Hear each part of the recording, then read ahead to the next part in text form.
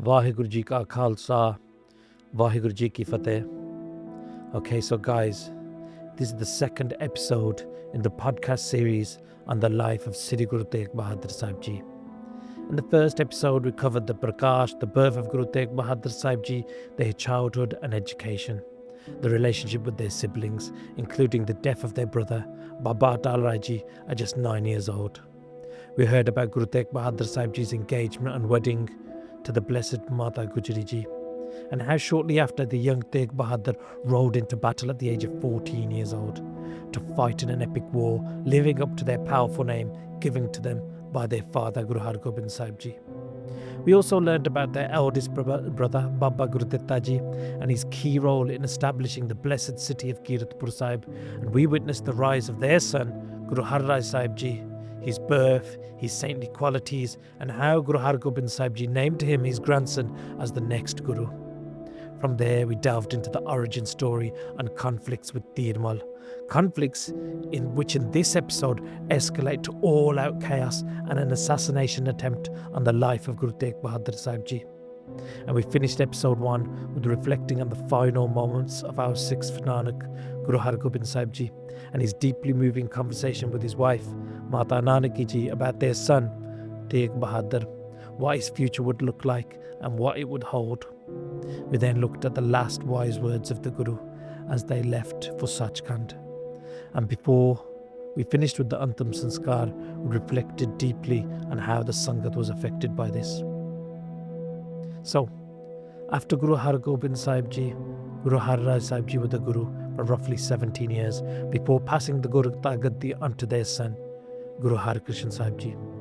Guru Har Krishan Sahib Ji became the 8th Guru at the tender age of just 5 years old, and they sat on the Gurta Gaddi of Guru Nanak Dev Ji for 2 years, 5 months and 25 days. Guru Har Krishan Sahib Ji at a very young age walked the path of Guru Nanak. They taught the Sikh about Naam and Brahm, about Daya and Pyar, Seva and Sangat, not only through divine words but also through their actions.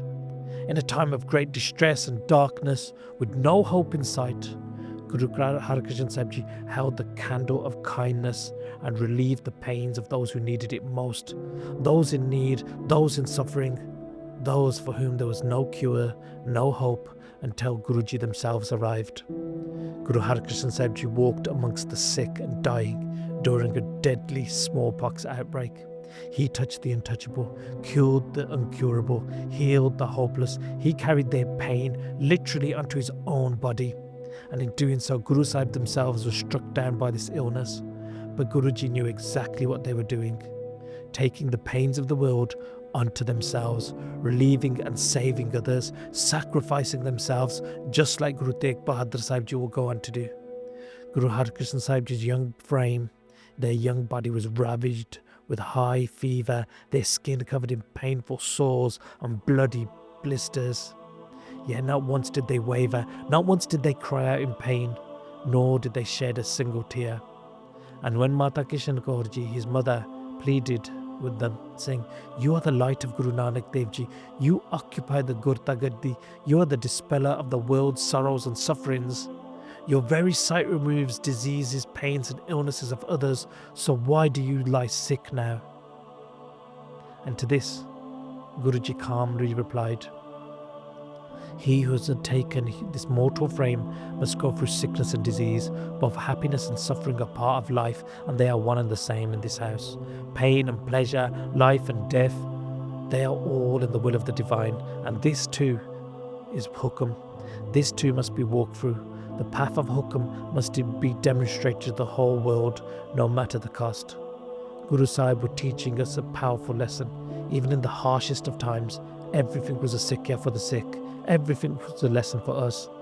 And slowly as the days passed, the Sangat knew their beloved Guru, the 8th Guru, was preparing to leave this world. Tears flowed, hearts broke.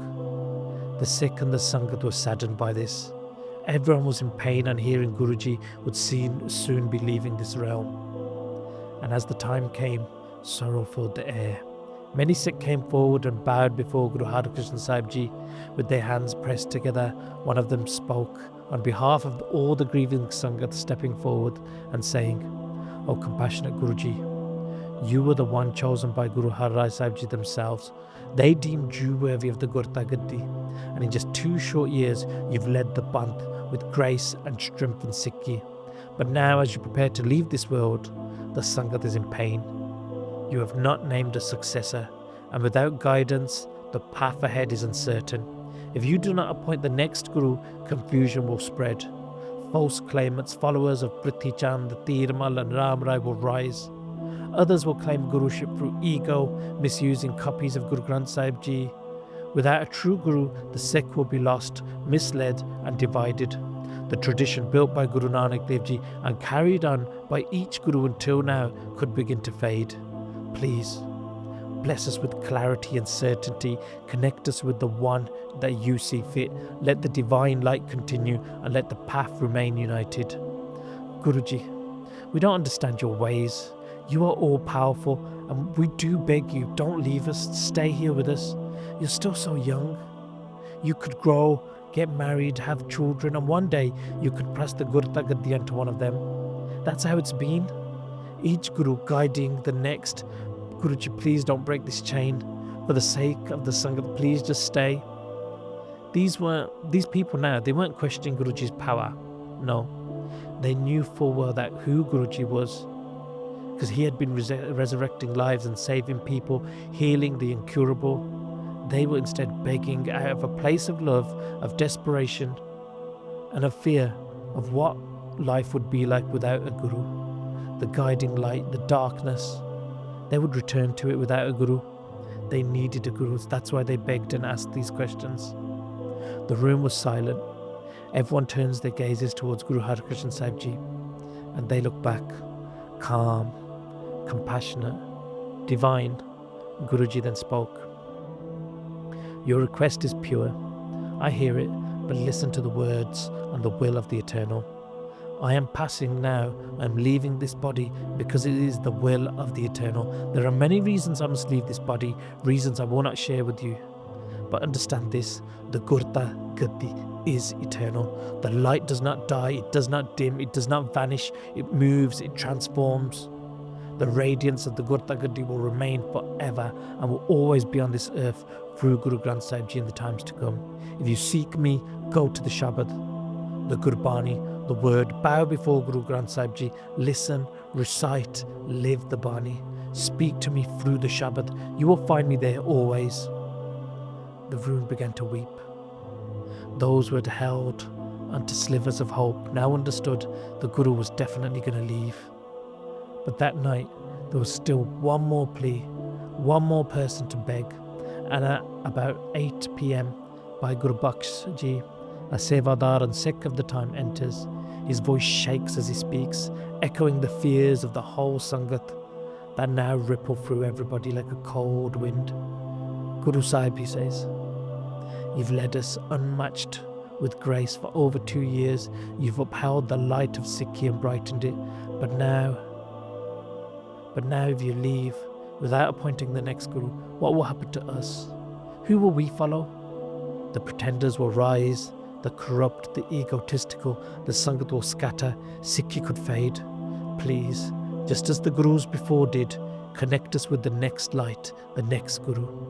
And Guru Har Krishan Sahib Ji listens, their eyes calm as the stillest water, reflecting deep thought. And after thinking about this, Guruji said, what you say is true. Bring 5 paise, 5 coins and a nariyal, a coconut. Gather the Sangat. A great and powerful being will illuminate in this world. The fake Gurus will hide upon seeing him. He will be the support of hundreds of thousands and he will save millions. He will save whoever comes to his shelter. He will be patient like the earth. He will be generous and benevolent like the sun and the moon. Sikhi will be made solid in this world because of them. The bear mucks will back out on seeing them. Everybody else will bow. Their radiance will put everything and everyone in the shadows when he reveals himself. And after hearing Guruji's words, everyone bowed their heads. A Sikh went and got 5 paise and a nariyal, a coconut, and they were brought to Guruji on a golden tray. Sandalwood, flowers were brought forward and an incense doof was lit. The Sangat came and sat close. The sandalwood was grinded down for the tilak on the matha of the Gurta Gaddi. The Sangat had all the senior and wise Sikh present, and everyone bowed their head. A diva was lit, fragrances were sprinkled, a court was in session. Everybody sat around Guruji. Everybody was quiet. They did Simran of the Guru. They were blessed to have the darshan of Guru Har Krishan Sahib Ji. The golden tray was placed before Guruji, and Guruji with their small hand picked it up. Everybody watched. Guru Sahib picked up the panj, paise, the 5 coins, the coconut, the takht. The throne was cleaned and made pure, and Guruji placed these 5 paise and the coconut down there. They did free parkarma, thinking of Guru Tegh Bahadur Sahib Ji in their mind, and then they bowed to the Takht Sahib Ji. Then they opened their eyes and they spoke quietly, a whisper, but one that would echo through eternity. Baba Bakala. 2 words, that's it. But in those words, he gave the world its answer. Baba Bakala. The next Guru is in the village of Bakala. The Guru who resides in the village of Bakala, the Baba who resides there, he is the Guru. He will take care of the Sangat. The tradition lives on. The light does not go out. The path remains lit. It was a quiet, heavy night that night in Delhi. The sky above was calm, but the hearts of the Sikh gathered inside were anything but. And inside that sacred space, lit by the gentle flicker of a desi air lamp, and with the sweet scent of sandalwood, doof, time seemed to pause. Guru Har Krishan Sahib Ji, just a child in years, but eternal in wisdom, sat on a woven grass mat. He had endured great suffering, healing others through smallpox epidemic, while taking their pain upon himself, and now the end was near. The Sangat, the beloved congregation, surrounded him, eyes wet, voices silent. Their hearts were breaking, yet filled with deep faith. Guruji spoke once again, this time very softly, telling the Sevadar, let the Sangat sit at the door and do Simran, recite the true name, let the Rababis sing Kirtan, let there be no worldly talk, only remembrance of the divine, and now I wish to be alone. With just a few Sevadar, I will be alone here and I will go to Sachkhand. Tears fell. No one argued. They knew the words of the Guru were Hukam, the divine command, and one by one they bowed, placing their foreheads at the Guruji's lotus-like feet, knowing that this was the last darshan in human form they would have. Even though drowning in sorrow, they left the room in discipline, taking their place outside, where they began deep Simran. The air was alive with love. The Rababis sang, cutting their kirtan, cutting through the pain like sunlight through mist. And inside, a stillness settled, now deep into the night, and slipped into sacred silence. Guruji's mother stepped forward. She looked upon her son, glowing, serene, and tears streamed down her face. Her voice trembled. Guruji, you are the all-knowing infinite. My world sings your praises, but what of me? My husband, the Guru, left this world, but then I found strength in seeing you, and you were my Guru, and now you too prepare to leave. Who will I have? I only live to see your face. Without you, I am like a fish grasping without water. My joy at your birth has turned into an ocean of pain now. I'm so sad. Her cries pierced the room. Even the Sevadar started to cry. But Guruji sat in stillness, and then with a gaze that dissolved the whole illusion of Maya, Guruji spoke and told her, this body is meant to go. Why grieve what was never ours? You too will not remain here long. You will soon join Pitaji in Sachkhand, and there, in Sachkhand, there is no sorrow, no birth, no death, only truth, only bliss. And with that, she looked deep. Guru Sahib looked deep into Mataji's soul, and at that moment, he gifted her Brahm Gyan, divine wisdom. Her heart, once storming in attachment, now settled still. She realized that the world was just a dream, and that her son was not just a child, but the very light of Akal Purakh Vaheguru. Her tears stopped, her soul awakened, the pain transformed into divine union. Outside, the Simran continued. Inside, the lamps burnt gently. And about midnight, Guru Har Krishan Sahib Ji lay back. With his own hands, he pulled a white sheet over his radiant face. And just like that, in a blink of an eye, they left this world. The youngest Guru, yet deepest in compassion. Not a single sermon shouted. No final spectacle, only grace, only stillness, only divine love. And in this final act he passed the light on, quietly, clearly and eternally. The one who waited in Bakala, the warrior saint, would become the shield of Dharam, Guru Tegh Bahadur Sahib Ji. And then the Panth would move forward, carried not by grief but by faith, because this was not an ending, it was the passing of a torch, and that flame will burn forever. Mataji now, illuminated with divine understanding, still cloaked in the robe of a mother's love, turned to the attendants and said quietly, "Look at the body of the Satguru. The Purans, the life breaths have gone. I feel it in my soul." Baba Gurbakhsh stepped forward with trembling hands and steady reverence. He lifted the sheet from Guru Har Krishan Sahib Ji's beloved face, still glowing like a lotus in full bloom. But there was no sign of pain, no trace of struggle, just stillness, serene and divine. The breath was gone, yes, but the radiance remained. The same light that healed thousands still lingered on their charan and on their face.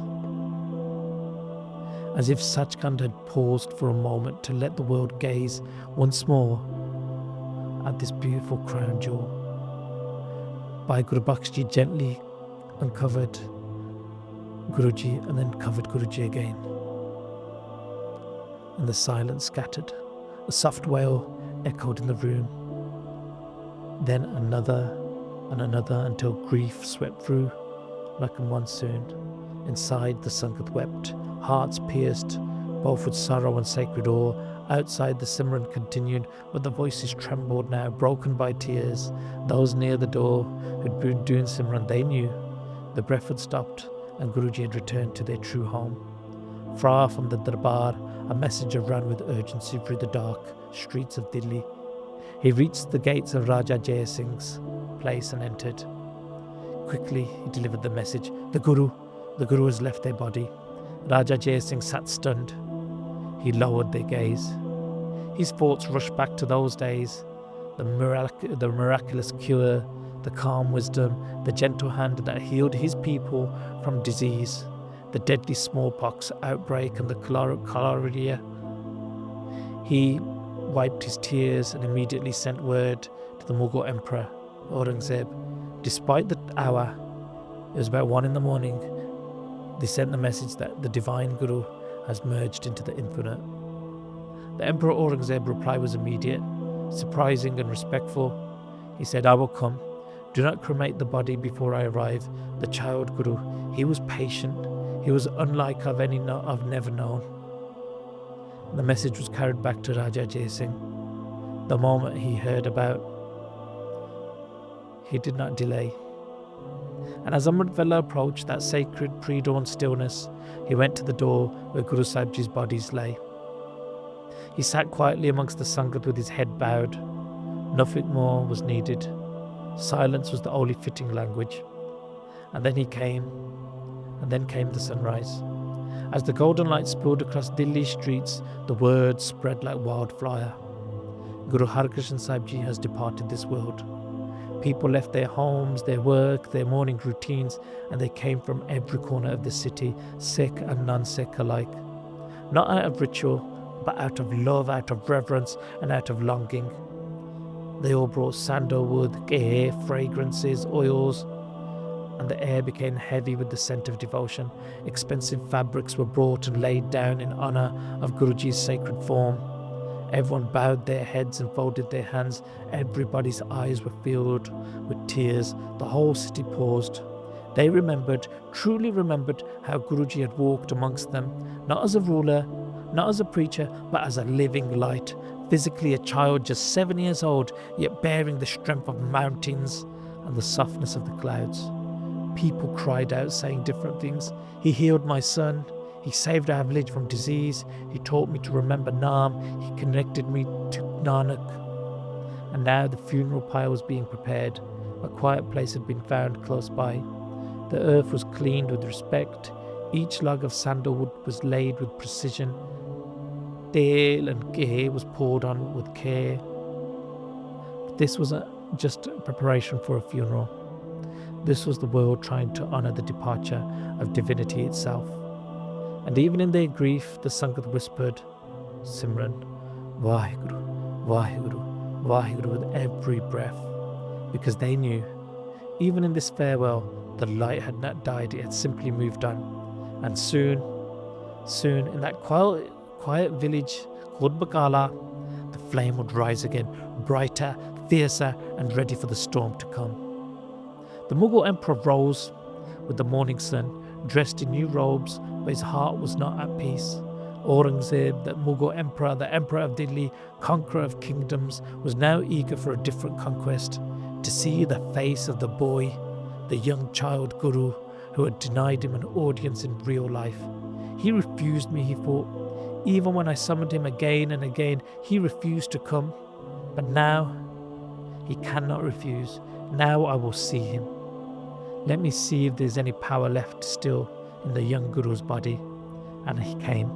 He came to the camp, carried in a royal palanquin, accompanied by his nobles and soldiers. But the crowds had already gathered. Thousands of Sikhs were already present, humble, grieving, in utter faith, they filled the narrow paths and roads with silence and Simran. Aurangzeb stepped down. His cold gaze was calculating, and the air around the place was anything but ordinary. Raja Jai Singh met him at the door. Aurangzeb looked at him and said, I wish to enter, I wish to see the Guru. Jai Singh hesitated. He remembered the vow, the sacred commitment that Guru Har Krishan Sahib Ji made to their father, Guru Har Rai Sahib Ji, never to meet the tyrant emperor. Until the very end, Guruji kept that promise. But now, Raja Jai Singh knew. Now, he thought that view and that vow would break. Aurangzeb was ushered in. Everyone else, Mataji, the Sevadars, was made to leave. One Sevadar, one servant stayed behind, crying silently at Guruji's side. Aurangzeb walked up to the body. A white sheet covered Guruji's face. And Aurangzeb turned to the servant and said with arrogance, Uncover him, let me see him. The servant in fear bowed. With trembling hands, he lifted the sheet. And then something happened. Only Aurangzeb saw it, but the earth beneath him cracked open in a vision. A black void appeared, deep, dark and endless, as though the very ground was about to swallow him up. His body locked, his breath caught, his heart pounded, terror gripped his bones, his eyes blurred, his ears stopped working, his senses dissolved. He couldn't move, he couldn't see, he couldn't speak. All he could do was feel dread. The Sevadar, seeing Aurangzeb shaking and swaying, placed the sheet respectfully back over Guruji again, and he grabbed Aurangzeb before he collapsed. Again, the blessed vision of the Guru was denied, and the vow was kept. Even in death, the Guru did not meet the tyrant. The Guru kept up to their words and their promise, because this is what a Guru does. Aurangzeb stumbled out of the room, pale, drenched in sweat. He leaned on his men for support, but no words came out. His nobles gathered, confused. They waved him away, and they carried him away, silent, humiliated. He returned to the Lal Qila, the Red Fort, and he never spoke of what happened. He never spoke of what he saw. I mean, how could he? There were no words for that moment of divine wrath, one that could haunt him and would haunt him over and over again and again. Meanwhile, the preparations for the cremation, the Antam Sanskar, continued. Mata Kishan Kaur Ji, weeping, took control. The body of Guru Sahib was bathed and adorned with fragrances, oils, and wrapped in fresh, beautiful robes. A new platform was brought, covered in flowers and lit with incense, and the Masands lifted it onto their shoulders. The Rababis began to sing rags in Rag, Maro and Vadhans. A river of Shabads flowed, carrying the pain of the Sangat towards peace. The funeral pyre was built from sandalwood, ghee and sesame seeds were poured on top. And then the time came. Guru Har Krishan Sahib Ji's body was placed gently upon it. The flames rose, the Sangat stood, watching. Many wept, but they also remembered. He is just a child, but he is the Guru. They saw the light with their own eyes. He cured the incurable. He gave without asking, he taught without speaking. Mataji was overwhelmed with both pain and divine knowledge. She wept again, and the Sangat tried to console her. He went by his own will. Ram Rai, his older brother, the one who cursed him, he is stained forever. But our Guru left as the King of Kings, Mataji said with a soft voice. He was born in Savan on a Wednesday morning, and I prayed for him, and Guru Har Rai Sahib Ji blessed me with him. I was so proud to carry him, to raise him, and to see him grow in so many virtues, patience, forgiveness, divine wisdom. And he was mine. He was my child. And when the time came, his father did not choose the elder son, Ram Rai, who distorted Bani. He chose this son, the younger one, at just 5 years old, and blessed him with the Gurta Gaddi. In fact, he was 5 years, 2 months, and 29 days old when he became the Guru, and he bore the load of the Panth on his back. Ram Rai could not bear it. Out of jealousy, he brought my son to Delhi, but my son never cursed him. He never complained. He was divine, and now he's gone. 2 years, 5 months, and 25 days he served as the Guru, and he's left me in pain. Mataji spoke. The Sangat listened, and they couldn't bear to hear this grief. They folded their hands and bowed to Mataji and said to Mataji, Mataji, he didn't die, he went home. The Guru never leaves us. Remember him, and he will be there always. And in the days that followed, Delhi remained hushed. The funeral pyre and the fire had turned to ash. The Masands had gathered the full of the remains and found nothing of the body. They took the remains of the ashes to the Yamuna river and immersed them in reverence. Then they bathed in the river and returned to Mataji. Raja Jai Singh came forward again, and he bowed to Mataji, saying to her, every home in Delhi felt Guru Sahib's blessings. Hindus, Muslims, Sikh, everybody bowed to him. He used his powers and his Shakti not for himself, but for the dunya, the world and the Panth. He lived in divine consciousness, beyond rules, beyond even death. Mataji, and now I am your servant like I was his. Command me, tell me what to do. And Mataji moved and replied, Raja Sahib, Guruji came here because of your devotion, and you honoured them. The Sangat saw him, and they saw the elder Gurus, the light of Guru Nanak. But my time here is done now. I will return to Kiratpur Sahib. And Jai Singh nodded and paused. But Mataji, the Gurta Gaddi, who was it given to? The traditions, the crown? Who will be the next Guru? And at that moment, Bhai Gurbaksh Ji, the Masand, spoke up. We have asked the same, and just before passing, we begged Guruji, who will lead us now? And Guruji sat up. They asked for the 5 pairs in a coconut, and they confirmed to us the Baba in Bakala, he is the Guru, but he didn't say a name. We stared, hoping for more, but Guru Sahib laid back down and left. All we know is now the Guru is in Bakala. We don't know who, but the Panth will find him. The Sangat listened. Mataji wept again. Then slowly she gathered herself. She remembered her son, her Guru, her light, and held on to that inner gyan that he blessed. She stayed in Delhi for a few more days. The Sangat served her with deep love, and the Darbar of Guru Sahib, without the physical presence of Guru Sahib, continued, and in spirit, that broken Bani continued eternally. And so, the days passed, and the ashes of the pyre cooled, but the fire in the hearts of the Sangat only burned hotter. Words of Guru Har Krishan Sahib Ji passed through everyone like wind through the hills, across rivers, through deserts and forests. From distant lands and cities and many villages, caravans began to arrive in Delhi. Men, women and children, old and young, had journeyed for many days, some for weeks, clutching their offerings wrapped in cloth, embroidered robes, coins, handmade gifts of love.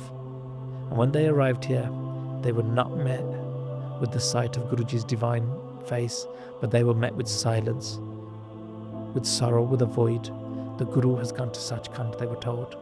And upon hearing this, their hearts broke. They stood still, breathing heavy with grief, tears running down their tired cheeks. Our Guru must be so bad, they said. We come to see the light, and it has returned to the source. And they looked down at the gifts in their hands, now weightless and meaningless. What do we do with these now?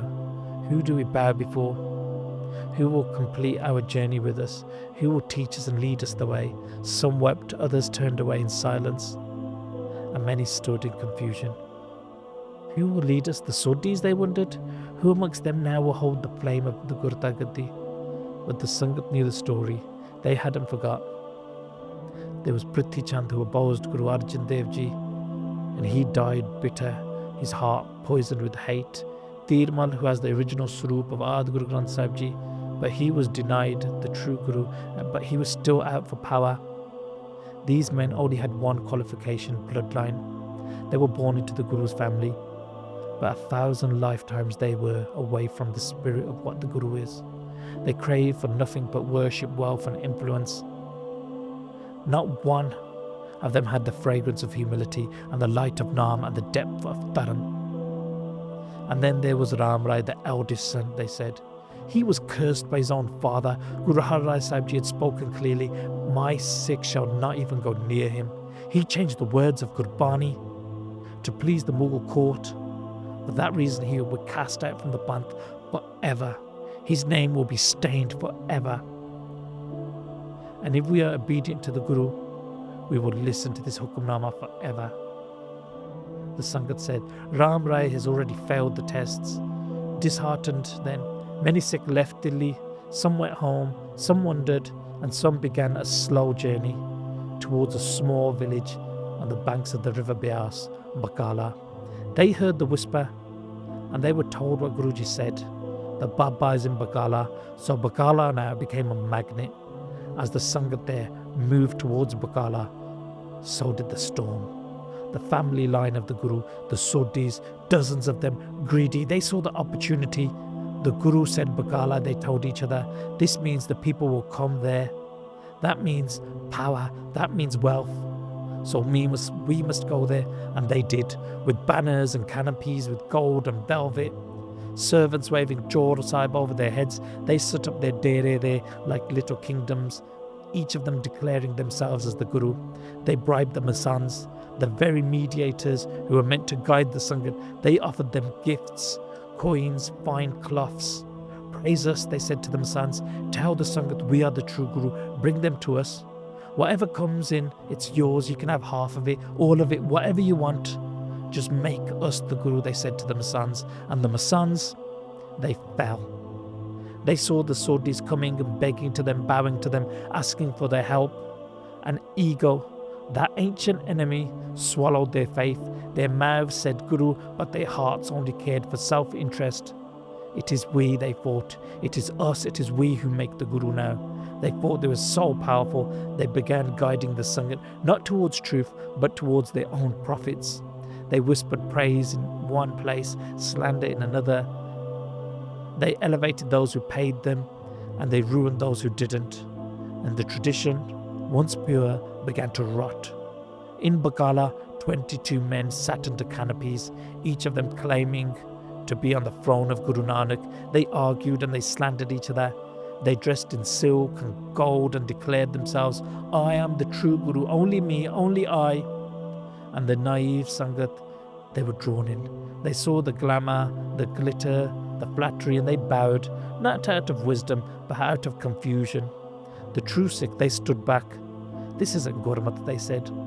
Where's the humility? Where's the light? Where's the Naam? and the air in Bakala had become thick with ego and illusion. But away from the spectacle, away from the crowds, in a quiet home sat the truth, unmoved, undisturbed. The true Guru Tegh Bahadur Sahib Ji, and he did not sit on a throne. He did not wave a flag. He did not send for the Masands. They sat in silence, deep, vast, unshakable silence. Guru Sahib sat in meditation, absorbed in Brahm Gyan, in Anand, in Satnam, the true name, like the calm moon watching over a chaotic sea. Guru Sahib's light was subtle, but his presence profound.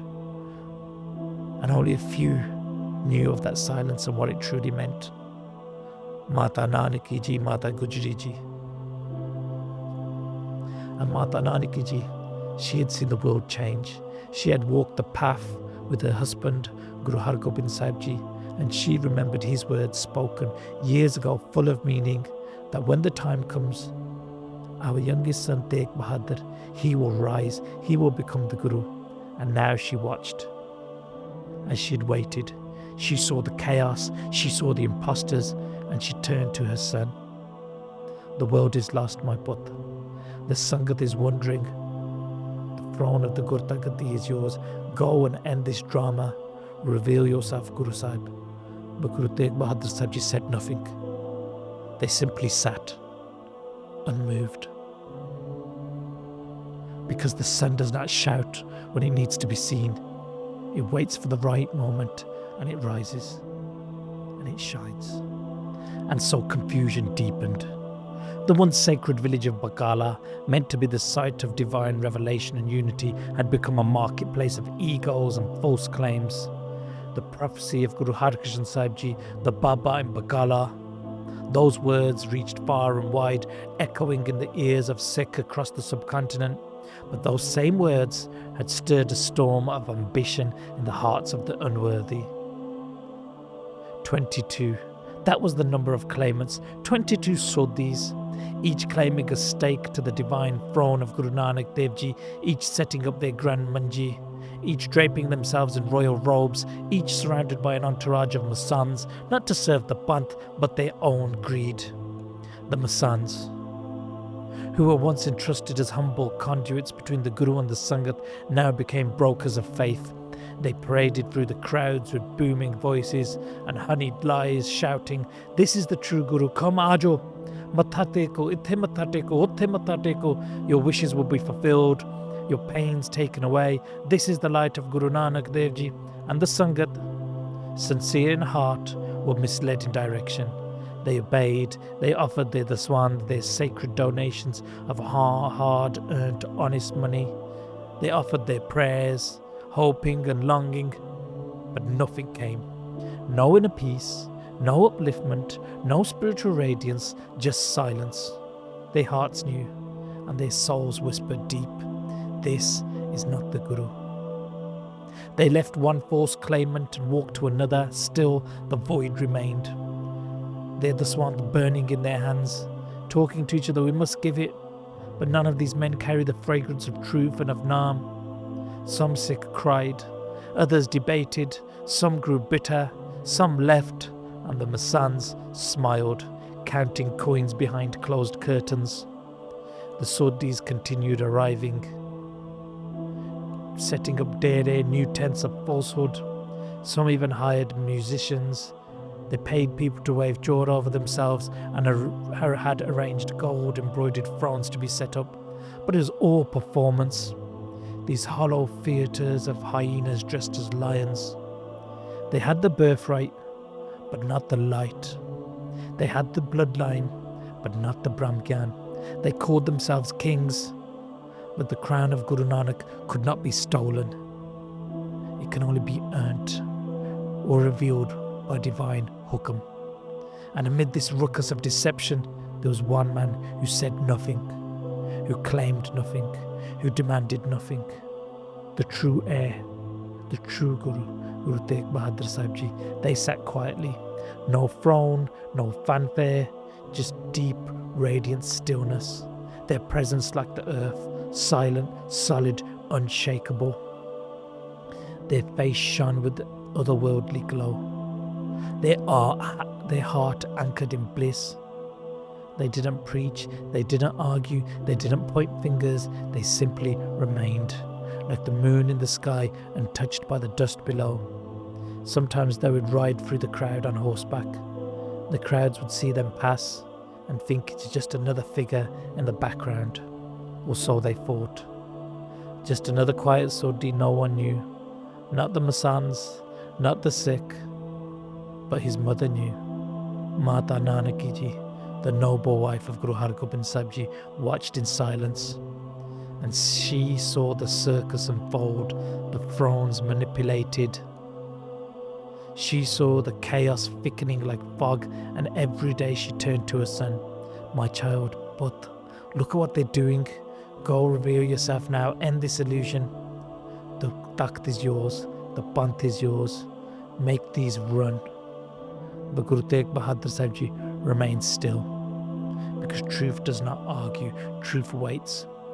Even as Dheermal, his own nephew, the son of Baba Gurditta Ji, sat on an ornate stage pretending to hold the light, he had two Jor Sahibs waving over him. He collected offerings and he let the Masands call him Guru, and he smiled as the wealth flowed and piled in.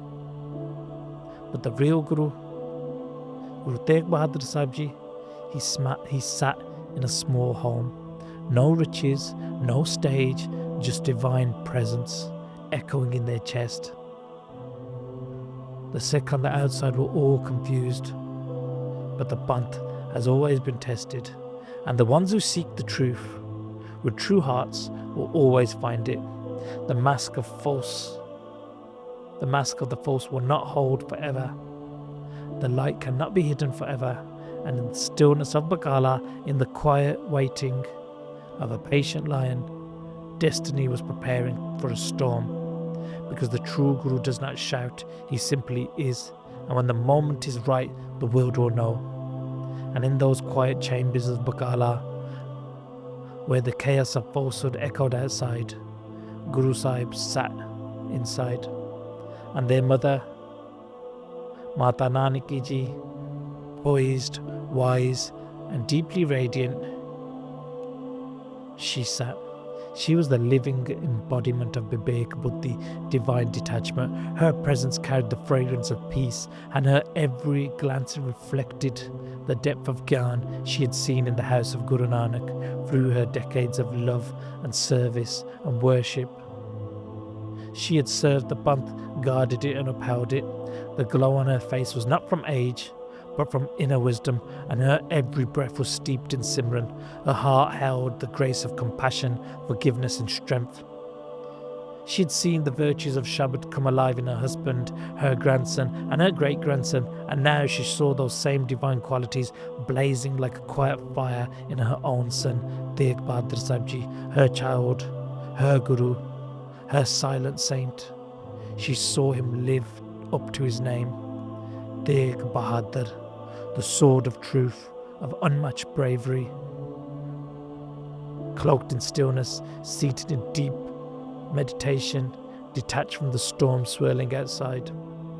And she remembered the words once spoken by her husband, the warrior saint, the warrior Guru, Guru Har Krishan Sahib Ji, who once said, "This son of ours will be the Guru of great strength, a beacon to the world, and his son will also be the Guru and remembered through all ages." And yet, her son sat still, hidden, unrevealed, and outside the panth trembled. The Sangat wandered in confusion, false claimants roared, Dheermal paraded like the moon, casting a pale illusion of light, but the sun sat in silence, and Mataji watched and her heart ached. And she could no longer remain quiet. She walked to her son again. She sat beside him, calm and motherly, her words flowing like nectar, loving, poetic, full of pain and purpose. She said, "Oh my son, my jewel, my Guru, you are the avatar of truth in this world. I have seen it and I know it." When Guru Har Krishan Sahib Ji said to the Baba and Bakala, "It was you, it was always you. But look at the world now. The Sangat is blinded in darkness. You are the sun, but you remain hidden. Without the sun, how can the lotus flowers bloom? Your cousins prayed like stars in the dark night, and Dheermal, he poses as if he is the moon. But no moon can blossom the lotus. No moon can drive away the night. Only you. But only you. You are the sun. You are the Guru. The hearts of the Sikh are waiting. They cry out in pain. Your divine darshan is their dawn. Without you, the Panth is lost at night. This Gurta Gaddi is no ordinary seat. It is the chariot of Dharam, pulled by the reins of Hukam. And now you are needed. You must rise. You must reveal yourself. Millions wait. They wonder. They cry. Give them peace. Let the dawn break. And her voice cracked with emotion. Her eyes glistened. She waited. And Guru Tegh Bahadur Sahib Ji slowly bowed his head. He leaned forward and touched the feet of his mother. No words. Just silence. A silence deeper than oceans. A silence that echoed eternity. A silence that held the weight of mountains and the softness of clouds. And then he turned inwards again, lost once more in divine stillness and meditation. And Mataji closed her eyes and she breathed out, she exhaled. She understood. The Guru will not declare themselves. He will not chase the Gurta Gaddi. He will not climb the throne like a king seeking to rule, because he was not chasing it. He was it. And one day, not through claim or campaign, but through divine will, the world will see what she already knew, what her husband, Guru Har Gobind Sahib, had already told her, that the sun doesn't have to prove it's the sun, it only has to rise, and in this same way, the Gurta Gaddi will rise. And still, despite all of this, Mata Nanak Ji was troubled. And she felt the pains of the Sikh Sangat outside, and out of love she wished for their pains to go away, for the true Guru to be revealed, so the hearts and minds of the Sangat could finally be at ease, at peace, so the traditions of the house of the Guru can continue. The wise Mata Nanaki, she sat determined. Her son, the divine light of truth, remained hidden. The Sangat scattered. Impostors on stages, Masands drunk on their own authority, twisted faith into a market for sale to the highest bidders. It was chaos. And Mataji had now refused to watch in silence. She knew what needed to be done. Joy and happiness, she knew, only comes through action. So she turned to the traditions of the past Gurus. She summoned a Sikh and dictated a letter to him. She said, write what I tell you. And she dictated a letter that was to be sent to the descendants of Guru Ardas Ji, a letter that would cross rivers and dusty plains and reach Govindwal, the heartland of the Palla family. The letter was sent with purpose. She wanted to call them to Bakala. And Mataji's letter was taken and given to the descendants of Guru Ardas Ji. The head of the Palla family at this time was Baba Das. And Baba Das Ji took the letter and read it from the mother of Sri Tegh Bahadur. Baba Das Ji, you are benevolent, you are the giver of joy, you are respected in the Panth, you are wise, you are radiant, you bless all, and you are the eldest in the Guru's home. Nobody will disobey you. They all listen to you. You are from the family of the elder Guru, and currently there is chaos in the house of the Sodhis. It has come to a point where you need to come here and help straighten this out. Please come and help sort out this problem. The Gurta Gaddi is empty. The Sangat is in doubt. They are being deceived and led astray. There are hundreds of thousands of Sikh here in Bakala, but none of them are at peace. It's like a great ship without a captain, and it's stuck in a whirlpool, spinning endlessly. If the king hides, the army runs away without aim. The Sangat is confused. Many dera have been set up here because of Guru Har Krishan Sahib Ji pointed towards Bakala for the next Guru. The Sangat wants direction. They need a decision. They wish for the darshan of the Guru. The Sangat wants you to come and help make this decision about who is the real Guru. And my son Tegh Bahadur Sahib, he does not come out of the home. He does bhakti all day in his room. He does not want anybody to know of him. Please come and see this situation. And you, wise one, elder in the family of the Gurus, decide for yourselves of what is right and what is wrong, and install the next Guru and destroy the chaos. Text 2 is legible and illegible. And upon reading this letter, Baba Dwarka Das Ji rose. "Let us go," he said. "Bhai Ji, come with me, the time has come." And with other family members, they set off for Bakala. And as they neared the village, standing beneath rustling trees at its edge, they paused, and a quiet dilemma unfolded. "We are kin to both," they said, "Tegh Bahadur Sahib Ji and Dheermal. But whom do we approach first?" And after a moment's reflection, Baba Dwarka Das Ji turned to the elder Sikhs beside him and he said, "Kariya Ji, you've seen the Gurus. You know the rhythm of the house of Nanak. Decide." And Bhai Kariya Ji, with the clarity of Sri Japji Sahib, reciting in his soul, said, "Thapya na jaye, kita na hoye, ape aap niranjan soye." Thapya na jaye. The Guru cannot be made. He reveals himself. He is self-illuminating. And then he spoke. Tegh Bahadur Sahib Ji is already the Guru. No one can install him and no one can remove him. So we will go to them first. But before that we will bow to our beloved Mata Nanaki Ji. With their hearts and peace, they entered Bakala. And they arrived at the home of Guru Tegh Bahadur Sahib Ji. They met with Mata Nanaki Ji, and they bowed to each other. And Mata Nanaki Ji in return bowed to Baba Dwarka Das, the descendant of the elder Gurus. Embraces were exchanged, stories were shared, and joy returned to the household. And then, in a moment of light-hearted reverence, Bhai Kariya Ji asked, "Mataji, if your son becomes the Guru, what will you offer to the Sangat?" And she smiled, her heart swelling with purpose. And she said, "I will spend 10,000 rupaye on langar and prashad and offerings for the Sangat." And Bhai Kariya Ji smiled. He did namaskar and he stood up and he did an Ardas. Then Baba Dwarka Das Ji took a nariyal and coconut paste. With Bhai Kariya Ji beside him, they walked towards the sacred room and entered. The room where Guru Tegh Bahadur Sahib Ji was. Guru Tegh Bahadur Sahib Ji rose and he embraced Baba Dwarka Das warmly. Light radiated from the room and the air was thick with bhakti. The divine presence was intense.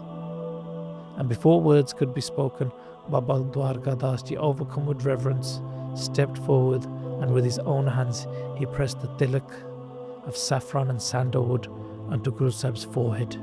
He placed the coconut and other offerings before him and he began to praise Guruji. He said, "You have come to save the world.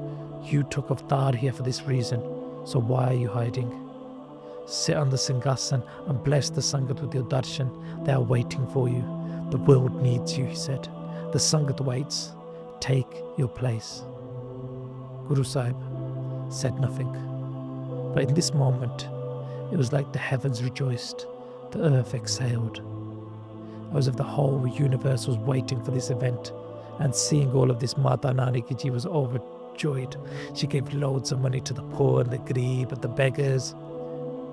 She saw the mark of Guruship on her son's forehead. She saw the tilak on his matan. She was happy. The prophecy of her husband had come true. Her son now bore the mark of Guruship.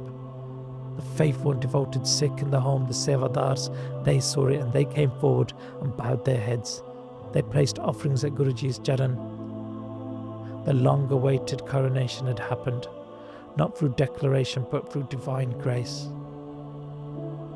But outside in the camps in the dera of Bakala, the Masands raged. "We make the Gurus," they muttered in arrogance. "The Sangat follows where we point. If this man won't pay us, we won't acknowledge him." Their pride blinded them, and their followers remained confused. Still circling the circus of false Gurus, the Masands continued to offer direction, but they had long abandoned the Sach and the light. But inside the home of Guru Tegh Bahadur Sahib Ji, Baba Dwarka Das Ji was there, and he stayed there for many days. And only sometimes would Guruji speak to Baba Dwarka Das, and when Guruji would speak, They would discuss truth and naam, and discuss the difference of truth and myth. Other than consciousness and other than the divine, everything else is illusion. Other than conversations of spirituality or divine knowledge, Guruji would remain silent and quiet. He didn't listen to anyone else. He would not entertain gossip. He would not argue. He only spoke of love, vairag, truth and freedom and illusion and entanglements from Maya. And wherever his words fell, darkness disappeared. The hearts of the listeners caught fire with devotion. The illusion of doubt was replaced with the clarity of divine naam and love.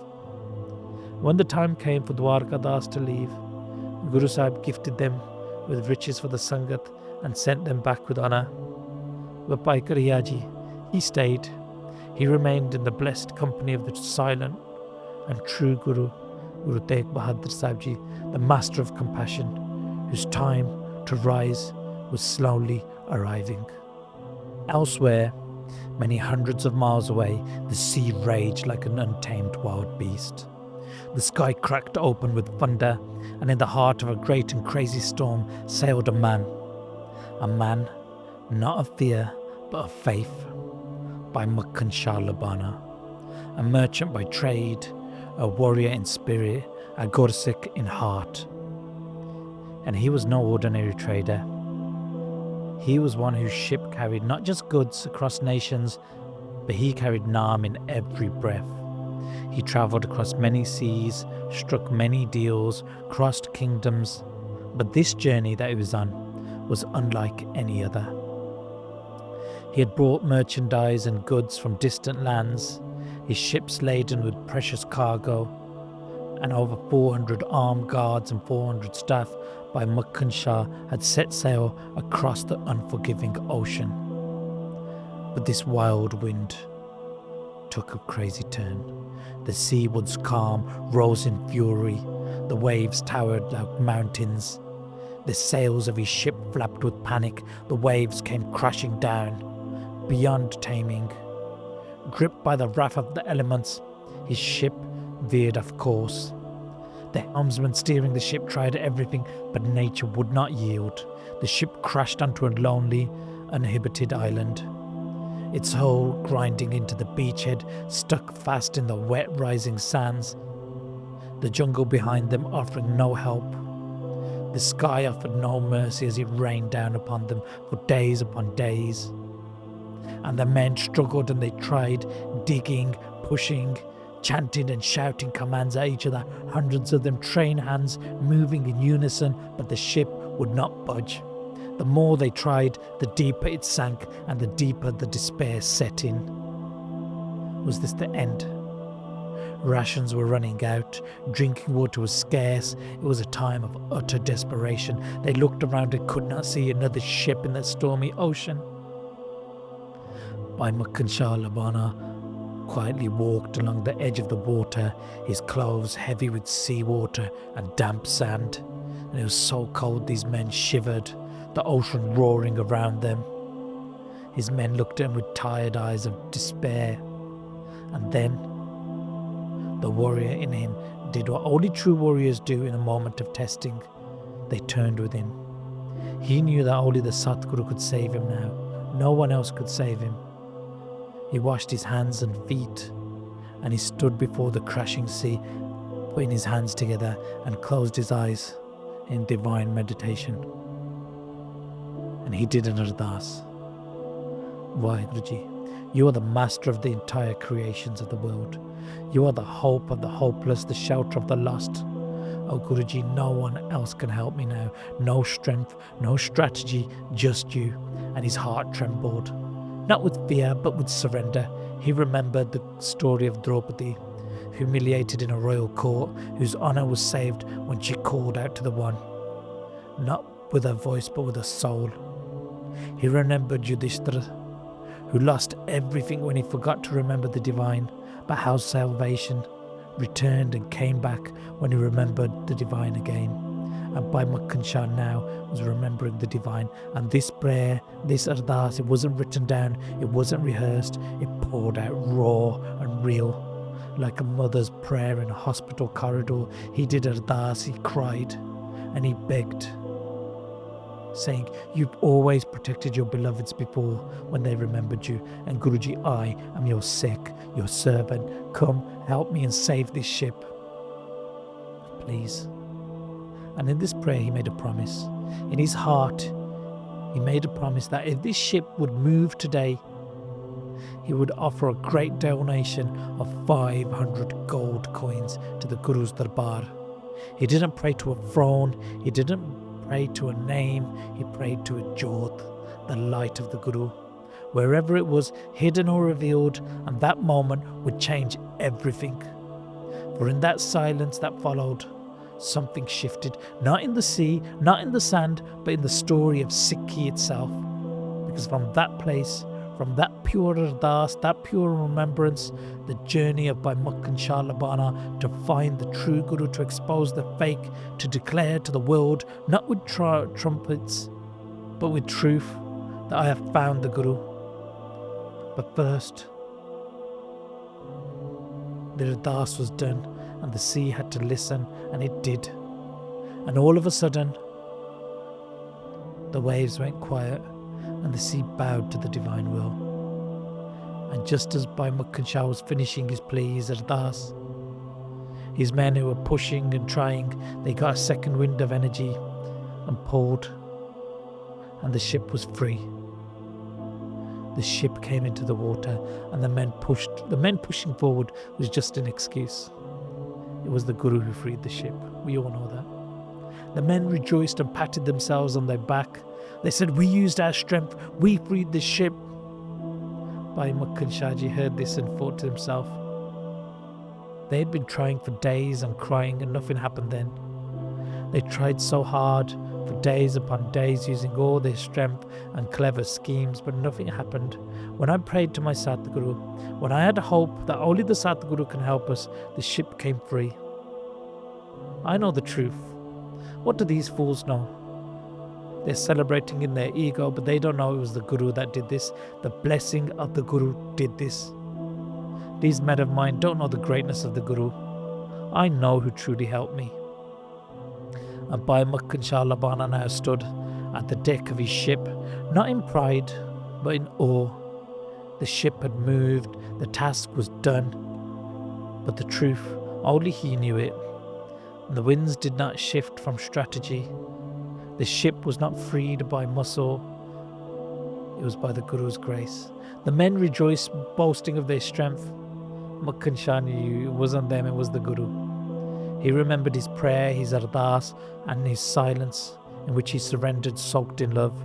And he remembered his promise. If this ship moves today, I will give and offer 500 gold coins at the feet of the true Guru. And now, with the sails filled once again, and the hull free from the clutch of the sand, his heart could no longer sit still. The ship was free, and so was he. He had to see the face that heard his desperate cries, and he said to himself, I will see the Guru. And so they set sail. The ship sailed and glided upon the waves, and he reached Gujarat swiftly, and there, Bhai Makhan Shah Lubana Ji sold his goods, and fortune followed his footsteps. His business bloomed. He made bank, he made a lot of money. He grew wealthier than ever before, but his heart grew hungrier than ever before. Hungry for what? Darshan. He could no longer resist, he could no longer wait. I must see Guruji with my eyes, he thought to himself. My soul has seen him, my soul has felt him, now my body must. And he gathered his men. This time 500 strong warriors, all armed and loyal, devoted soldiers, and he took his family along also. They packed their wealth, gifts and offerings, the offerings worthy of a king, and then they began the journey to Punjab. From Gujarat, through great plains of Malwa, across sands and jungles, fields and mountains, the caravan, their royal vahir, it moved like a great court. By day they travelled, by night they camped beneath the stars. And when they did, Bhai Makhan Shah would sit in quiet Simran, his eyes closed, his lips moving silently in remembrance. He recited much Bani and did much Naam Simran. And his journey continued. Every step forward was not just towards a destination, it was towards a destiny.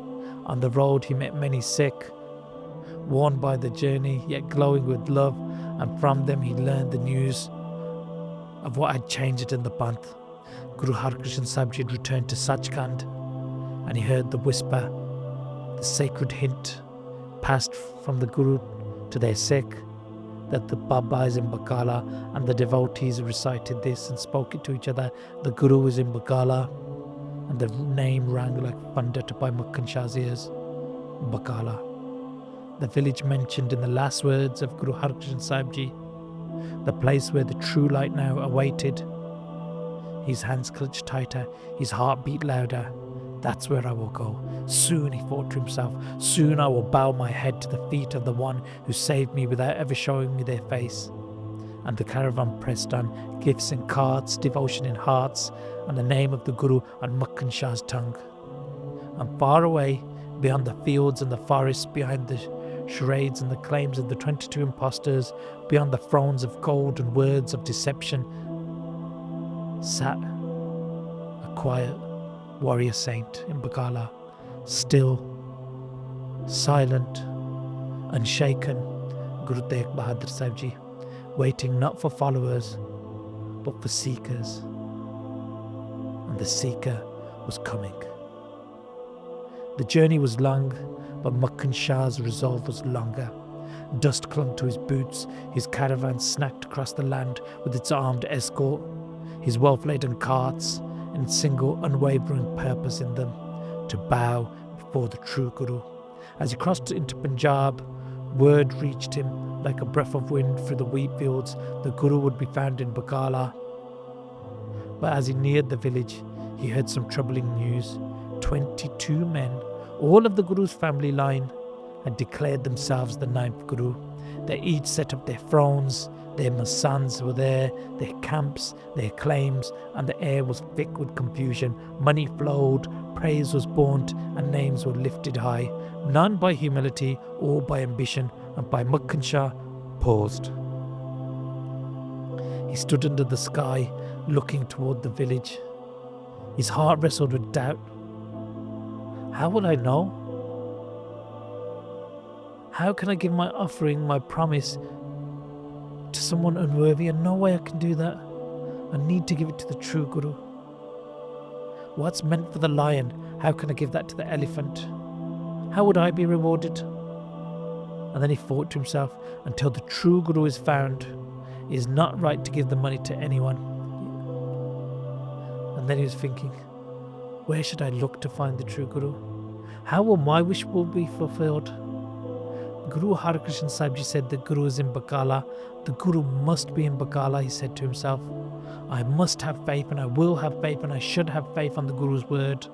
The elders speak of this, that the Sikh without faith will not be rewarded in Sikhi. They won't be rewarded for their seva. Faith is the root of Sikhi, and without faith, without Sharda, Sikhi is destroyed. And without roots, there can be no fruits, and Mukti is the fruit.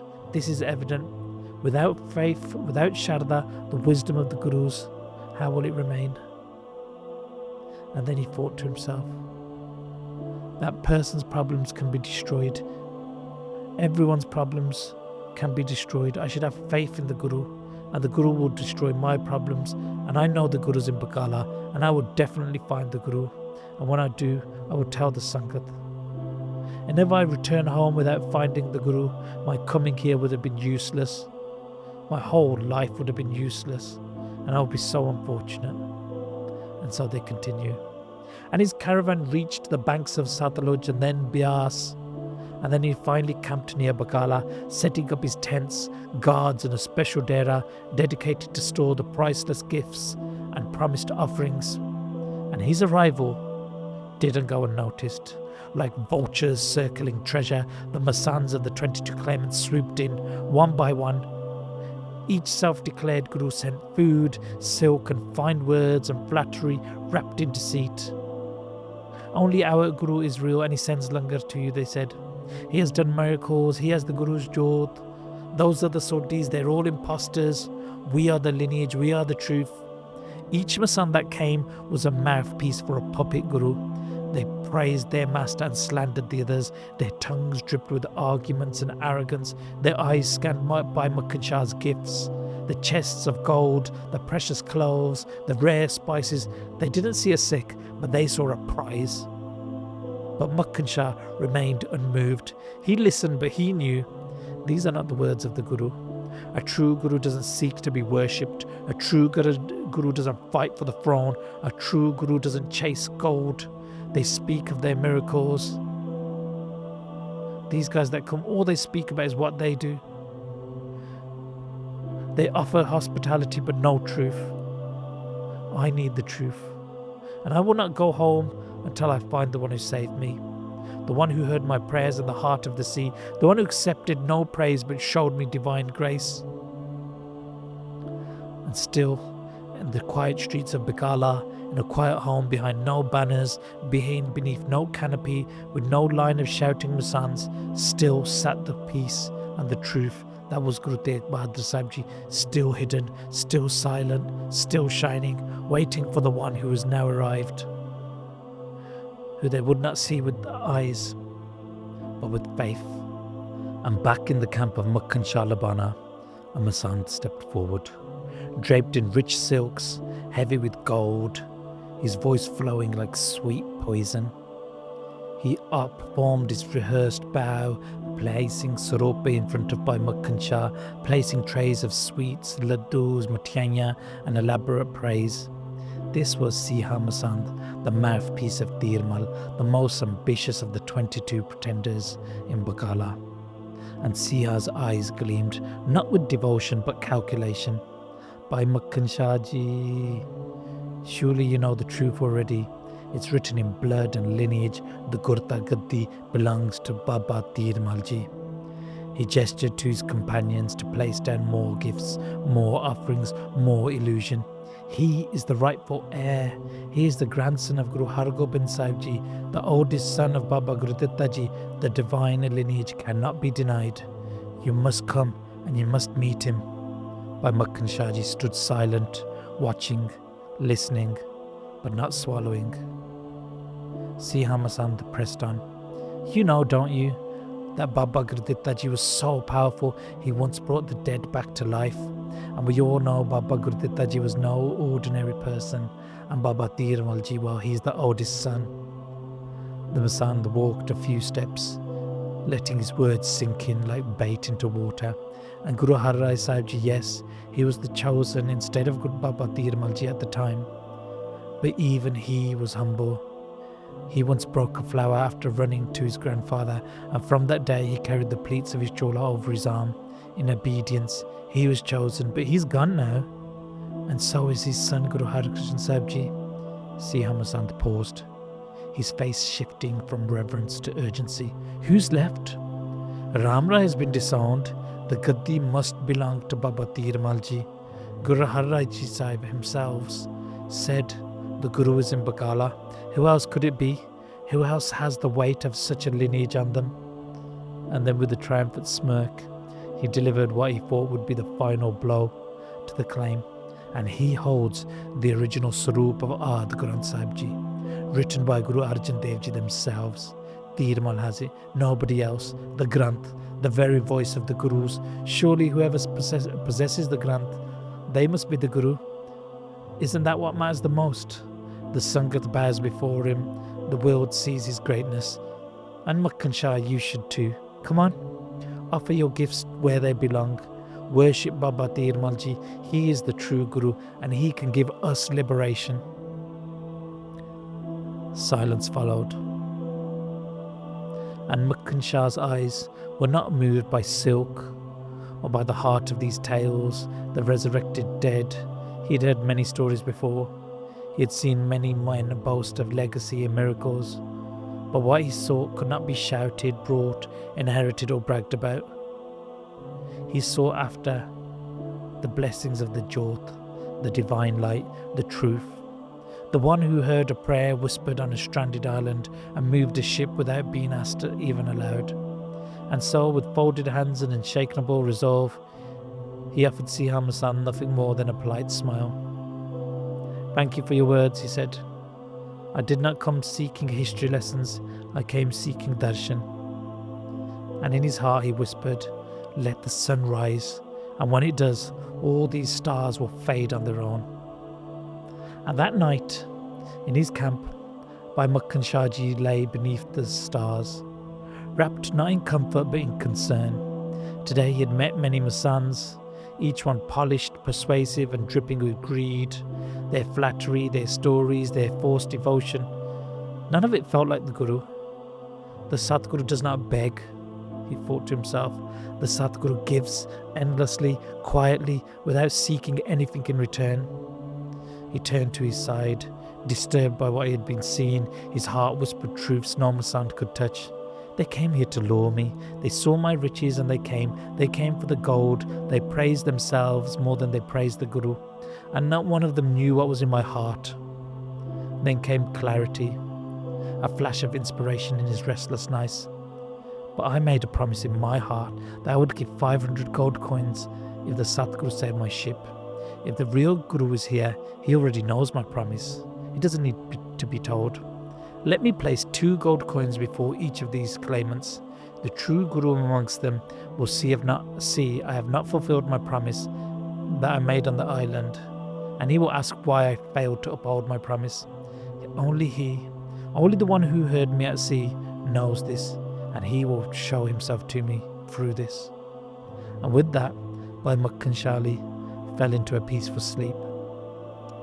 And at dawn he awoke with purpose. He bathed in cold water, dressed in fresh clothes, and fixed his thoughts upon the divine jyot, the light of the Guru. He gathered a handful of armed guards and gold coins, and he walked into the village of Bakala. First up, Dheermal, the grandest of the claimants, the most regal, the most surrounded. He approached Dheermal's dera, where the original Guru Granth Sahib Ji Maharaj Swarup was kept, written by Guru Arjan Dev Ji Maharaj. Treated like a family heirloom more than a living light, Bhai Makhan Shah entered. He bowed respectfully to the Swarup of Guru Sahib's Bani, placing 5 gold coins in front of the Swarup, and in his heart he did an Ardas to the Gurbani. May he be blessed today with darshan of the 9th Guru. Next he went to Dheermal's Darbar. It was a spectacle, a grand platform, plush cushions, golden canopy. Jor Sahib waved in beautiful fashion. Jobdars holding staffs adorned with gems. Masands stood at full attention. There was a big fan waving above Dheermal. People were coming and doing their prayers in front of him with their hands folded, doing their ardas. Dheermal wore rich robes of royal dastard with a galgi jiga glinting in the light. He smiled upon seeing Bhai Makhan Shah Ji. Ah, the famous trader, a Sikh of the Guru's house. You have brought great gifts for the Guru. You will surely be blessed. He signalled to his boys to bring a saropa, a robe of honour, to be placed over Bhai Makhan Shah Ji's shoulders, and the Masands grinned. They had caught a big one, they thought to themselves, Bhai Makhan Shah. But he was calm and observant, and he placed 2 gold coins before Dheermal, and then he waited. In his ardas, a prayer and ardas throbbed. If you are the one, you carried the jyot, you heard me at sea, then speak. As for the coins I promised, show me that you know what only the true Guru would know. But Dheermal simply sat, nodding, smiling and enjoying the moment. And he thought to himself, only 2 coins, that's a bit strange, isn't it? But he's rich, he'll come back again and offer more later on. I mean, where else will he go? Look at this darbar. He made no mention of the ship, no recognition of the ardas, no glimpse of the unseen. Bhai Makhan Shah Ji watched. He saw everything, the decorations, the mannerisms, the rehearsed charm, and he thought he looks like a king, but this is no Guru. There's no radiance, no depth, only self-praise, no mention of the pain, no pull of my soul. He cannot hear my inner ardas now. Then how could he hear the silent cry from across the land, thousands of miles away, when I was stuck in the middle of the ocean? If he can't hear me now, how would he hear me and save me then? So he stood up quietly. Allow me to take leave, Ji, he said, and Dheermal, still in performance mode, extended a tray of prasad and spoke. May the Guru be with you. Makhan Shah bowed respectfully, accepted the prasad and turned and left. But inside, he was already gone. No, he thought, this is not the Guru. The Guru does not sit on a throne to be seen. He sits where the truth calls him. And that, Bhai Makhan Shah, with that he walked out. He walked out of this palace of illusions, his heart sharpened, his test underway, and his soul closer to the one who's been waiting for. After visiting Dheermal, Bhai Makhan Shah Ji went on to visit the other Sodhi Gurus and placed 2 gold coins in front of each of them. He bowed to them and sat in front of them with an Ardas in his heart filled with patience. And like that, the second evening fell over Bakala.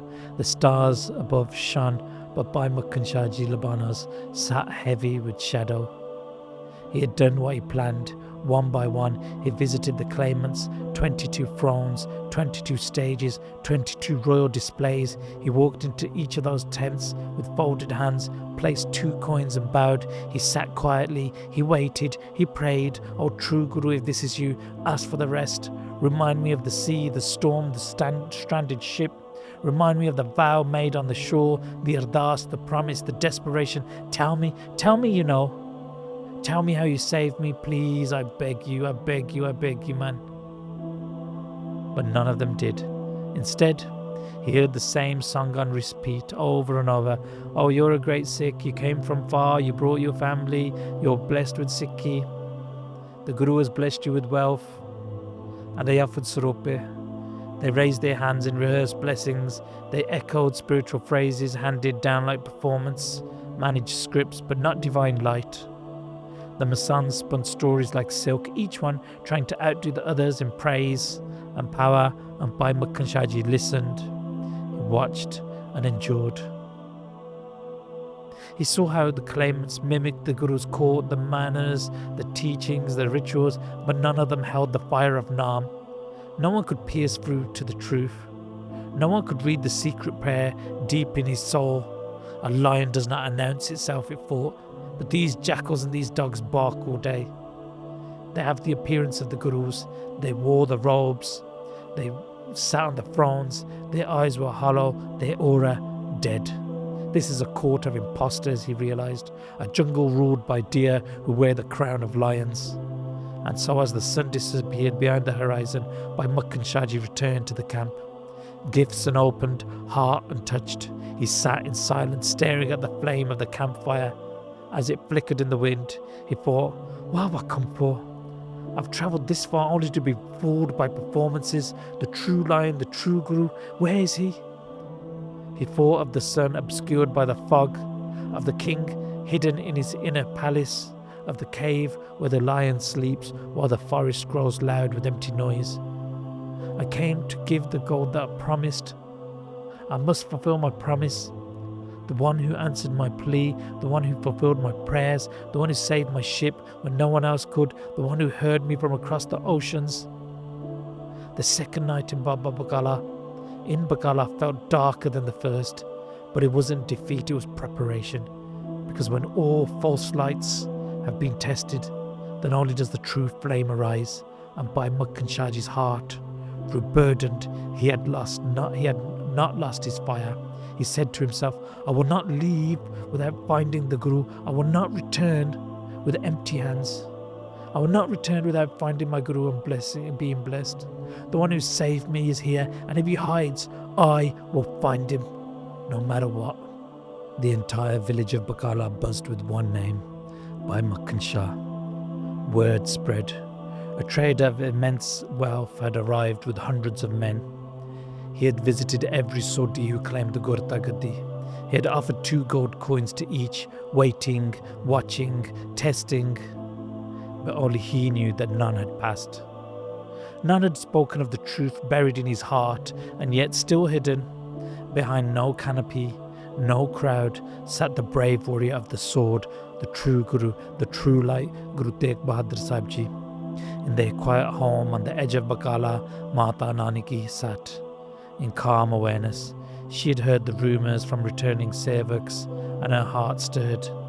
"Mataji," they told her, "a wealthy Sikh has come from far away.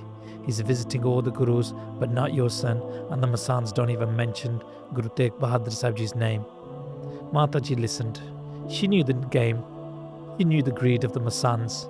She knew the hunger of the false claimants, the fake Sodhi Gurus. And like a mother whose patience had ripened, she rose and entered her son's room. where Guru Tegh Bahadur Sahib Ji sat in deep stillness, divine meditation, a calm ocean of undisturbed peace. She saw her son, the one who never chased after crowds, the one who never proclaimed he's the Guru, but her heart ached. It ached for the Sikh Sangat outside, the seekers, wandering in confusion, now being misled by the greedy and corrupt. And Mataji spoke to her son, "Putter, why do you sit alone when the false dance on the stages? This is your father's throne, your grandfather's throne. This is the light of Guru Nanak. You are the light of Guru Nanak. Why do you sit alone like a recluse in a cave? A great Sikh has come to Bakala, a man of deep love, of promise, of faith. He's met all the others and given them gold, but he does not know you. How could he? You don't even go outside, you never reveal yourself. The others have fans, have entourages, they attract the crowds, they grow rich, not in spirit but in gold." And her voice trembled, not with anger but with yearning. The langar must continue and run. The Sikh are beginning to starve. The Sikh must be served. The Panth must be fed. With that wealth that goes to them is going the Guru's langar, and the funds we use to run the Guru's langar. And it's going to the ones who pretend, the fakes, the frauds. The naive Sangat is being misled. They are being preyed upon and taken advantage of. Come out, my Put. Let the people see you and give darshan to the seekers. Speak to them. Show them what the true Guru is really about. The crowd must see the difference between a throne and the one who truly holds the jyot, the light of Guru Nanak. And Guruji just sat in silence, their eyes calm, their face radiant. They listened, but said nothing. Guruji was not about outward displays. Guruji was a tapasvi, a bairagi, a brahmgyani, one with the divine. But the humble Sikh, the devoted servants, and Mataji stepped forward, hands pressed together. "Guruji, please, this moment is destined. That Sikh Bhai Makhan Shah is no ordinary visitor. He came with a vow. He came that he would find you, and he came seeking you. If he hears of you, he will come, and the Panth will finally know." Their words hung in the air, and Mata Nanaki Ji watched her son. He was still, but something had shifted. A moment had come. The room had fallen still, the kind of stillness that comes not from silence, but from the weight of truth. And Guru Tegh Bahadur Sahib Ji, sealed in serene splendour, spoke words that struck deeper than any sword. "Do not ask me again to sit outside or to proclaim that I am the Guru. I will not do these things. Whoever does such a task and shouts that I am the Guru, their face will be blackened. So this is what I say to you, remain quiet and let the drama unfold as Akal Purukh wills it." Guru Sahib's voice, calm, steady, but the message thundered and the Sikh froze. And Mata Nanaki Ji, whose heart had been overflowing with love and concern, said nothing. She stood still, the dignity of a mother battling the ache of the followers. Tears welled up in her soul, not for her son, but for the Panth who couldn't yet see him. "My son is a Vairagi," she thought. "He has no desire for thrones or titles. He belongs to the eternal. He belongs to Vaheguru, not to the politics of men." And she turned quietly and walked out the room, her footsteps soft, but her heart heavy. The gathered Sikh understood what had just been spoken. Guru Sahib's every word bound by cosmic truth, and no one dared object. They bowed and departed, carrying the chill of that sacred instruction and warning. Yet even as sorrow lingered like mist, something in Baba Bakala, in the village of Bakala, already began to stir. For elsewhere, beyond the walls of the silent room, there stood a man whose longing would soon part the veil. Bhai Makhan Shah. He'd tested the 22 thrones, he'd waited, he'd prayed, he has tasted despair. But the Guru does not abandon those who seek with a full heart. And now the moment of divine revelation was drawing near. The true Guru does not reveal themselves for gold. The true Guru can only be revealed by pyar, by love. And so began the turning point, the sacred meeting that would echo through the ages. That seeker would soon meet the light. And now, over 350 years later, we sit and we listen to this.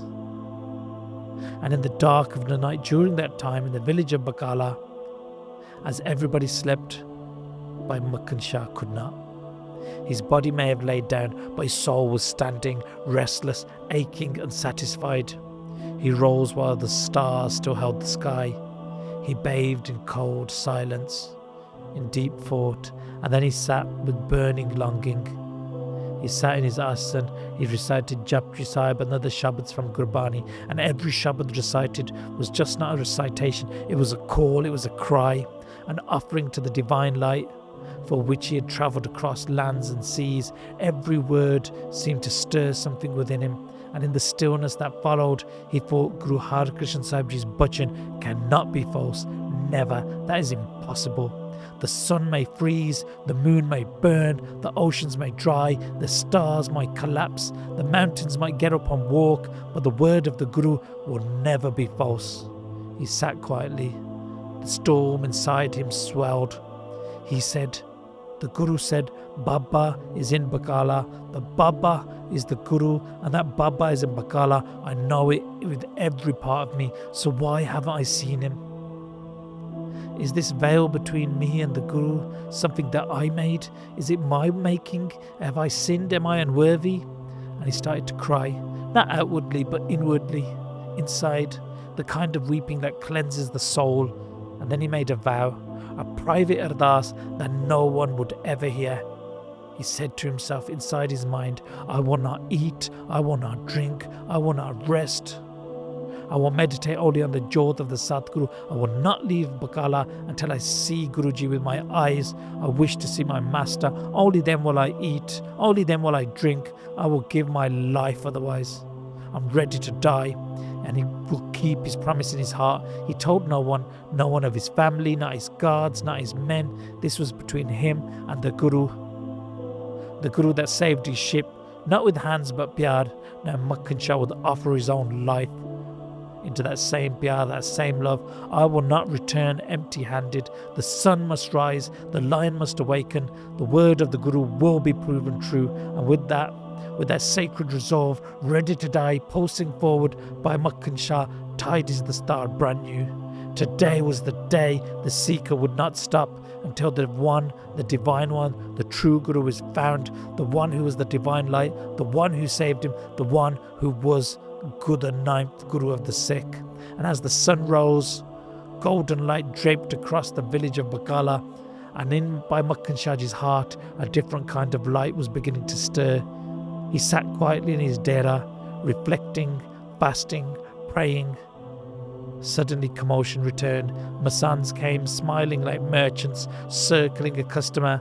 They surrounded him again, offering the same polished lines as before, praising their gurus, spinning their stories and lies, cloaking greed with piety. But Bhai Makhan Shahji was done listening. His heart was elsewhere. He looked up and he spoke with calm but firm humility, saying, tell me, have I missed anyone? Any of the Sodhis that I have not met? I wish to offer every heir, every Sodhi of this blessed lineage a gift. Perhaps someone who didn't send word of themselves. I want to make my journey here a complete success.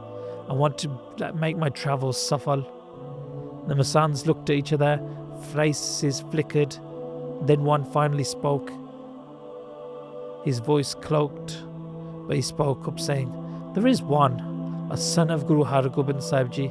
His name is Tegh Bahadur, but he's not like the others. He's a hermit, a recluse. He refuses to speak to anyone. He stays in his house all day. He doesn't meet the Sangat. He doesn't follow the ways of the world. He is disconnected, lost in himself. He doesn't care about anything, money, power, respect. You know what? He doesn't even know how to act. He doesn't care about giving or taking. Nobody follows him. Everyone sees him as useless and ineligible towards anything. He doesn't even care about having his meals on time. He has no wish to care for himself, let alone anyone else or the Gurta Gaddi. If you want to see him, you can. Don't think he'll be too pleased to see you. And another one chimed in. He won't even greet you with honour. His house is small, he's poor. He won't even open the door. Honestly, it's not even worth visiting. Even the Masands themselves overlooked Guru Tegh Bahadur Sahib Ji. But in that moment, Bhai Makhan Shah's right eye twitched. His heart leapt. His entire being surged with an unseen current. Like lightning had touched the roots of his soul. His face lit up. This is it, he thought. This is the sign. Those very words meant to discredit him. They have revealed him to me. He stood up suddenly, eyes wide. Voice firm with that energy, said, I will go. I will meet him. I will bring the gifts. I will bow to him. Take me to him now. Come on, let's go. The Masand's alarm tried to slow him down. Please, Bhai Sahib, it's not worth it. It's a waste of your time. He's too disconnected. He won't even know who you are. He doesn't care about any of this. He doesn't carry himself like a guru. He is not the guru. Bhai Makhan Shah smiled more. And that gave the answer they wanted to hear. And he gave them the answer they wanted to hear. He said, yeah, what you say is right. You're probably right. Perhaps he's not the guru, but still I need to meet him because I'm giving the coins to all the Sodhis. Let me offer what I came to offer. But in his heart, another Ardas was roaring. If this is the lion, the one hidden in the cave, then I will walk into that cave with hundreds of armed men with gifts and unshakable resolve. Bhai Makhan Shah Lubana left walking through the dusty paths of Bakala, and around him Masands walked, trying to keep up with him, whispering, watching, nervous, for they did not know. What they feared most was about to rise and about to happen. That quiet house on the edge of the town held the divine light of the truth, and the man walking towards it was about to shout a phrase that would shake the foundations to their very foundations. Guru Ladore, I have found the Guru. Falsehood would shake upon hearing these words. But that moment was still a few steps away. And in Makhan Shah's heart, only one thought echoed. I hope this is the Guru, man. I hope so badly that this is the Guru. He will see me as his own. He will give me new life. He will save me from dying, because I'm ready to die, man. I am going to die if I don't find the Guru. I will fulfill my promise. I'm not going to eat anything. I'm not going to drink anything until I see the Guru. I will follow this vow to the end. I will not follow anything else, even if I die because of it. No food, no water, no breath of satisfaction until I meet the one who answered my Ardas. And just then, as he knocked upon the door of the house, it creaked open. A Sevadar emerged, swift, calm and clear. Makhan Shah, the Guru has heard your steps. He knows you have come with many men. But this home is not a court. If you truly seek the Satguru, you must enter alone, quietly, respectfully. This is the hukam. Bhai Makhan Shah nodded. Without hesitation, he turned to his men and said, wait here. He removed his shoes and stepped forward and said, I must go alone. And with steady eyes, Bhai Makhan Shah entered the small, humble home. Inside, the air was still, not empty, still, but full of divine presence.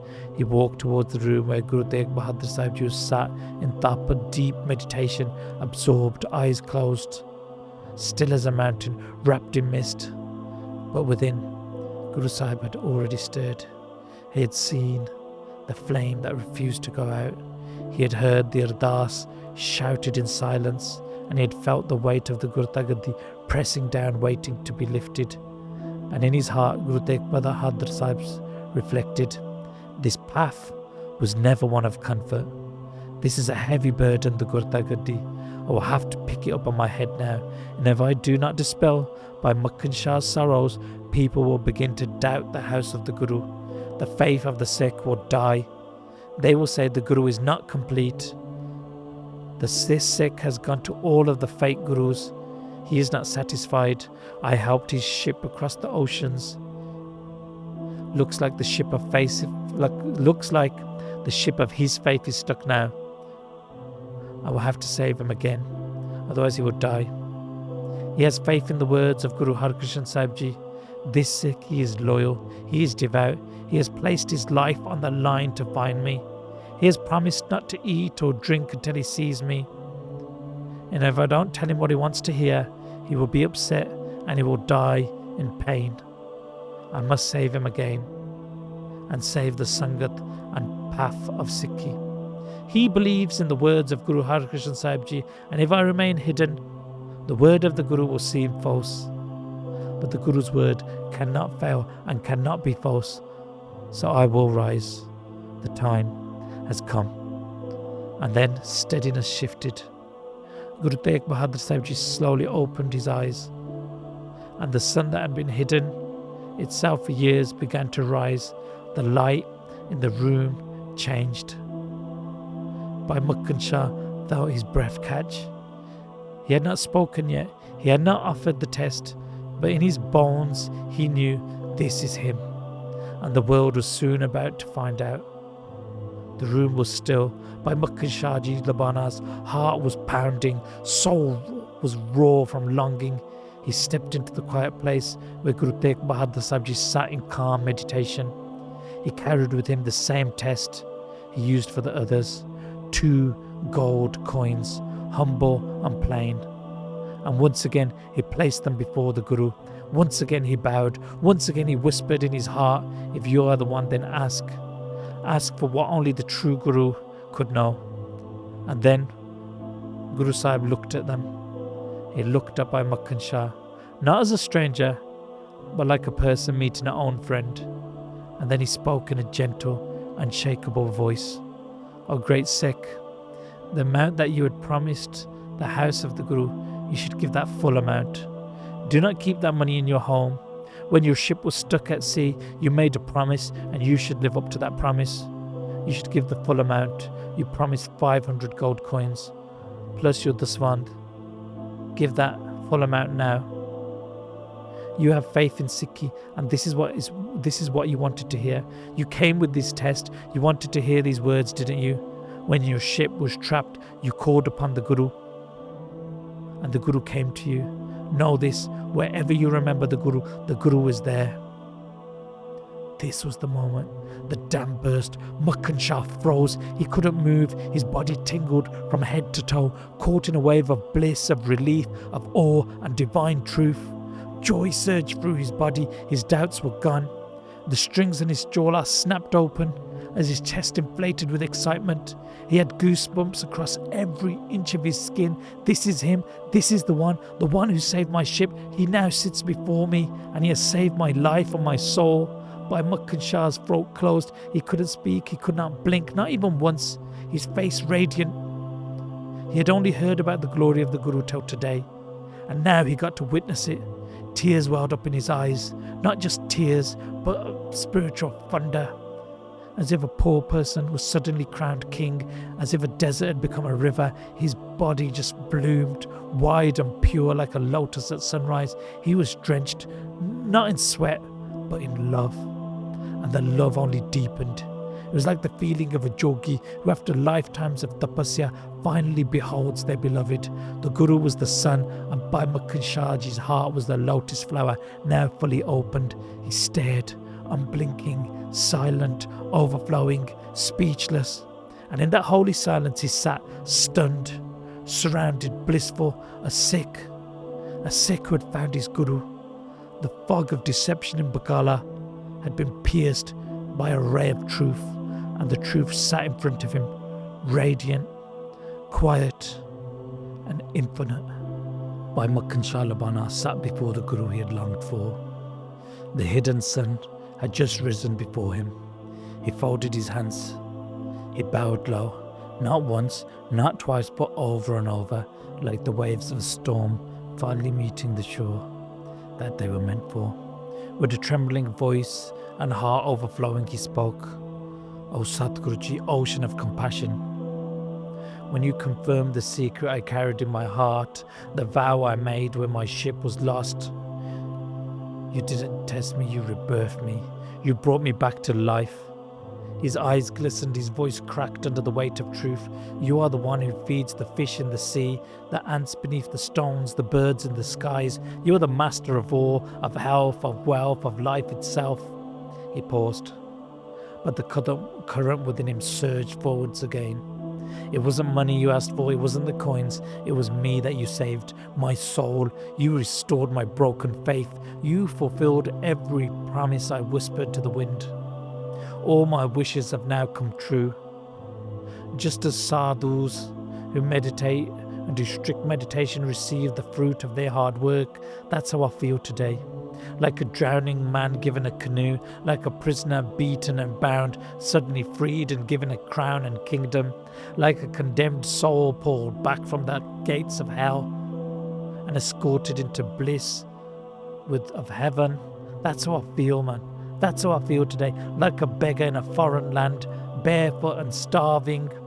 You've brought me home, fed me, clothed me and given me honour. And only you can do this. This is what you've done for me, Guruji. You saved me, seeing me as poor and weak, practically dying and dead. You made me alive again. I would have died without you, Guruji. Makhan Shah could not stop. Guruji, you were hidden. You sat in stillness. You gave no speeches, took no stage. You revealed yourself with one sentence in this room. And you spoke to me and gave me everything. Guruji, you are always in the greatest of Anand. You are the king of kings, not of lands, but of all realms in existence. You are the flame. You are the sun. You are the great mine of all fortune.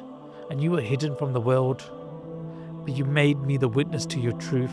You made me the blessed one. You gave me so much honour. Who else could carry such honour but you? Who else could give it but you? Bhai Makhan Shah stood up in ecstasy, and he fell down again at Guruji's feet again and again, unable to hold back the tides of love, of humility, of awe. And then he whispered, I will come again. Guruji, I will come again and again. I will have your darshan again. My doubts have gone. My soul is calm. You have given me patience, purpose, peace. And in that moment, Makhan Shah Lubana, the trader, the seeker, the test giver, had now become the true witness. And soon he would let the entire world know what his soul had seen. Bhai Makhan Shah Ji stepped out of the humble doorway where he had met the divine light, the true Guru, and he said nothing. Not yet. The others gathered around him outside the house, the Masands, the guards, curious faces, lips sealed, and his eyes still lost in the radiance of the quiet, seated sun, and he walked back to his dera, not as a man, but as a person who had seen the divine light hidden in form. And once again, he gave no grand speech, no declaration. Instead, he simply acted. He turned to the most trusted men that he had, and he said, go now, find the finest tailors in the nearby towns, 2, 3 nearby towns, search everywhere, bring them immediately. Go to the Toshikhana, my treasury, bring out the rarest, most expensive, finest clothes, silk, muslin, whatever different clothes you have, bring them forward. Whatever shines and says royalty, we need to sew a chola, not for a man, but for a Maharaj, for the King of Kings, for the true Guru. It must be majestic, hundreds of pleats, must look beautiful. Sew through the night, 4, 5, 6, 10 of you sew together. Do not rest, do not sleep, do not stop. I need this as soon as possible. The chola must shine like the moon, and the star, bring me the star fit for the throne. Do whatever you can. And his camp erupted in motion. He left the Masands and the Sangat behind. It was him and his men now that were going out looking. The riders galloped into the nearby towns. Tailors were awoken at the dark of night. They rubbing their eyes as gold coins were put into their hands, and they were brought under escort to the camp. And under lantern light and moon shadow, needles flashed and clothes were cut. Finest fabrics, those meant for emperors and kings, were taken from the treasury. They were all sold together in the darkest hours. Nobody slept, and before you know it, the chola grew in their hands, wide and pleated like the waves of glory. The star was folded in reverence, love and respect, a crown not of conquest but of divine sovereignty. No words were spoken about why. Only Makhan Shah knew about this garment and what it was for. For the depths of his heart, inside his heart, he whispered to himself, the chola is not for show. It is not for an announcement. It is the cloth in which I will wrap the sun, so the world may finally see him rise. Dawn was not far now. The stitches were nearly done, and soon Bakala would awaken to a moment that would echo throughout history, that we will reflect on over 350 years later as you sit in your cars, in your homes, wherever you are walking, listening to this moment. The sky still painted in the soft blue of Amritwala when Bhai Makhan Shah Ji awoke, not from sleep, but from the dream of the truth that had been realised. He had clarity now, not from rest, but from spiritual fulfilment. He bathed, he wrapped his dastar, and then like a true Sikh, he sat and he recited Japji Sahib, then Sukhmani Sahib. Each Shabad today sounded more radiant, more alive than ever before, and there was a glow in his eyes, a serenity in his chest, and beneath that calm a fire, one of holy urgency. Today the sun would rise for all to see. Bhai Makhan Shah, dressed in the finest attire, regal, not for pride, but for the honour of the house of Guru Nanak, he entered his kitchen, and he had the finest cooks prepare Gra Prasad. He gave them precise orders. Do it with Maryada. Let no impurity come near it. Let Gurbani be recited as it stirred. Add the finest ghee, add almonds, cashews, raisins. Let it be fit for the feet of the Satguru. As the fragrance arose from the pots, devotion ripped through the air. And then came the gifts. 500 gold coins shining and sacred, the offering that he promised when stuck at sea, the royal chola sewn overnight, the dastar made for a sovereign above all sovereigns, a king of kings. Everything was gathered in reverence. And then came the men, hundreds of them, armed and loyal. They would carry these offerings, but what Makhan Shah carried could not be seen. The certainty, the revelation, the truth that would break the fog of Bakala. The roads of Bakala filled. A crowd grew behind Makhan Shah as he walked, bearing prasad and treasure and truth. Sikh joined him, whispering, where is he going today? Which gurus this time? The Masands, alarmed but greedy, sent messengers racing to all 22 dera. Get ready, he's coming. The time with much more, this time with loads more, with carts, treasure chests, prasad, clothing is coming. How the false kings prepared. Baba Dheermal laid out the grandest tarps and carpets, royal pillows stacked behind him like a Mughal Nawab, jawls waving, a golden canopy stretched above his turbaned head. He himself adorned in silk and gems, galgi shining. The other Sodhi gurus did the same, rugs laid out, divans staged, eyes closed, pretending to be in spiritual bliss. But every ear listened, and they were listening out for the strains and the footsteps of Makhan Shah and his men. Masands and attendants stood at the gates, nervous, ready to perform their greetings. Each guru waited, hands trembling, not from bhakti but from greed. But Makhan Shah, he didn't turn to them. He didn't slow his walk. He didn't stop at a single one of those dere. He walked past them all. His eyes were clear. His heart was set. He was not carrying gifts to offer flattery, but to reveal a king. And in his heart of hearts, faithful started to walk next to him. And through Bakala, they started to follow him. Something stirred. Could it be, they said to each other, could this be the moment we've all been waiting for? The wind whispered through the camps, and the sound of Bhai Makhan Shah's procession grew louder and louder, and more people joined. A revelation was about to strike Bakala like lightning. The clouds of doubt, the years in the making, were about to scatter in a single cry. Even before Bhai Makhan Shah Ji reached the doorstep, the unseen hand of Hukam moved again. One of Guruji's close sevadars, wise and deeply respectful, approached Mata Nanaki Ji with concern in his heart. He said, Mataji, Ole Bana Sikh, Makhan Shah is coming again. He is a beloved of the Guru, and there is no doubt about that. He came before, and I believe this time he wants to reveal Guru Sahib to the world. But Guru Sahib, remember they said something to us, something very grave. 2 days ago, Guruji warned, whoever reveals me to this world, and whoever says my name and reveals me to the crowds, his face will be blackened here and in the court of Akal Purkh. This was no small utterance, it was a hukam. And I don't think Bhai Makhan Shah knows about this hukam. The Sevadar paused, his voice tense with compassion. I must go and tell him. I don't want his seva to be turned into a burden upon his soul. Let me warn him, so he may reconsider. Mataji nodded and he left quickly.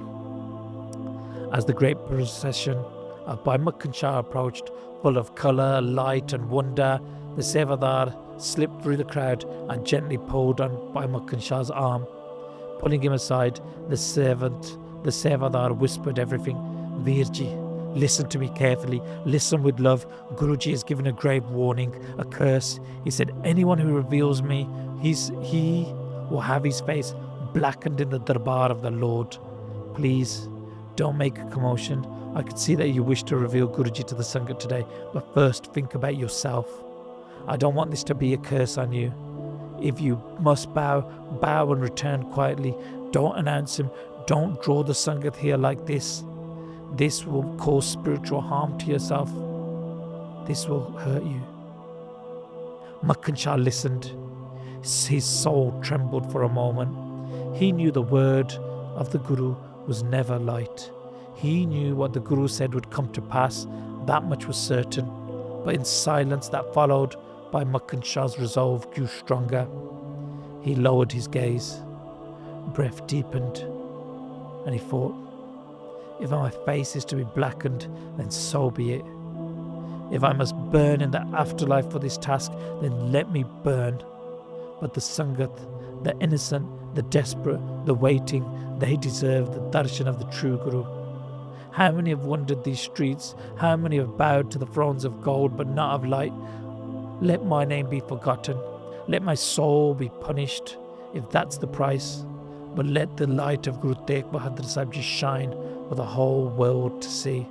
Let all Guru Nanak Dev Ji's children see this light. And with that, he separated from the crowd quietly and went with the one person who had seen the light before. He went to Mata Nanaki Ji, the mother of the Guru, the soul of patience and vision. He entered her presence with folded hands and a heart full of fire. And what he would do next would echo across time, across Punjab, across the Panth. Mataji, the mother of Guru Tegh Bahadur Sahib Ji, revered him and received him with great calm. She said nothing, but her eyes, aged with spiritual wisdom, understood everything. Bhai Makhan Shah, as he entered the house, stood there quiet, his deliberate steps as he walked into the Guru's kitchen, where langars was prepared daily with love and service. There he saw it, the hot iron plate, the tawa, blackened by smoke and soot and seva. He reached for it with no hesitation, but with honour.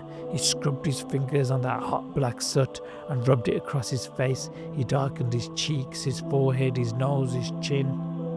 He remembered the Guru's words, whoever reveals me, his face will be blackened in the court of Akal Purkh. And Bhai Makhan Shah, smiling with tears in his eyes, said to himself, then let me blacken it now, before the world does. Let me offer my ego into this fire. Let me burn so millions can be saved. And with his face marked in soot, blackened, but his heart burning bright, truth shining from inside, Bhai Makhan Shah entered the room of Guru Tegh Bahadur Sahib Ji. He bowed at the door, then stepped inside. Sitting inside in deep stillness, radiating Amrit from every pore, was the ninth Guru Tegh Bahadur Sahib Ji. His face glowed like the full moon.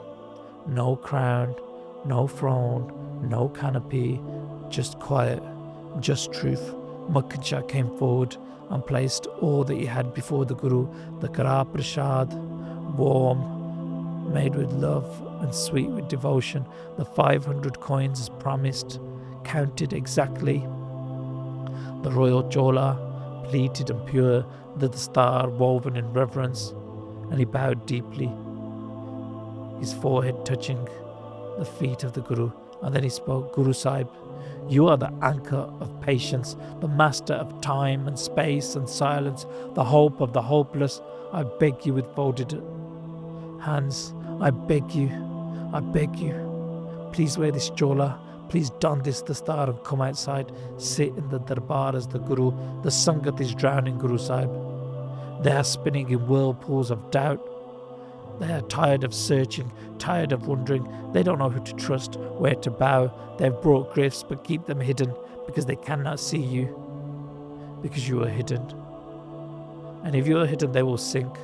Guru Sahib, reveal yourselves. Let the radiance shine like the sun. Let the fog of falsehood burn away. Let the lotus hearts of the faithful open. Let them see the true Guru as I have seen you. Makhan Shah paused. His black sooted face shined brightly with clarity, defiance and surrender. And now all that remained was for the Guru to rise. And Guru Tegh Bahadur Sahib Ji gazed deeply into the eyes of Bhai Makhan Shah. Eyes blackened by soot, yes, but burning with the light of truth. No fire could match. And Guruji's words were soft, but they thundered.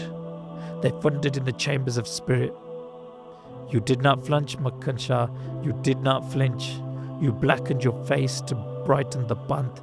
You embraced the shame to reveal the light. The Guruship of Guru Nanak is no ornament. It is the weight of the entire world's hopes. Oceans bow, mountains listen, and the sky offers reverence.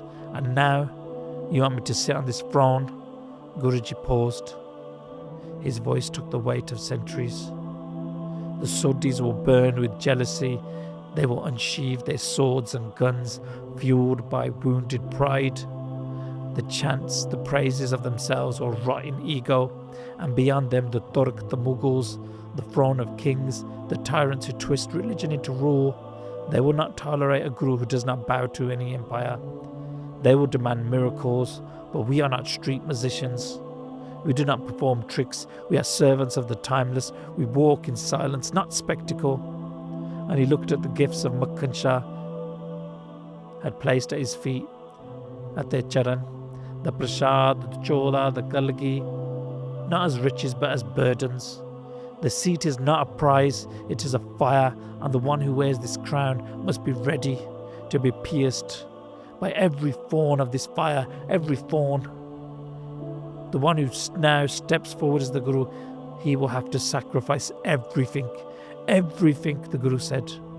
Then gently said to Bhai Makhan Shah, you've seen me, you've done your part, leave these gifts and go home. Your salvation is secured. What more can I do? But Bhai Makhan Shah did not move. He stepped forward, voice trembling with love, not for himself, but every Sikh still grasping and groping in the fog of doubt. Bhai Makhan Shah's eyes were now full of tears, not of sorrow but of purpose. Guru Sahib, I am not here for me. I saw hundreds, thousands arrive in Bakala, bearing gifts, hearts wide open, faith trembling in their hearts. They've wandered dera to dera. They've bowed to the lies, hoping for truth. Their faith is withering.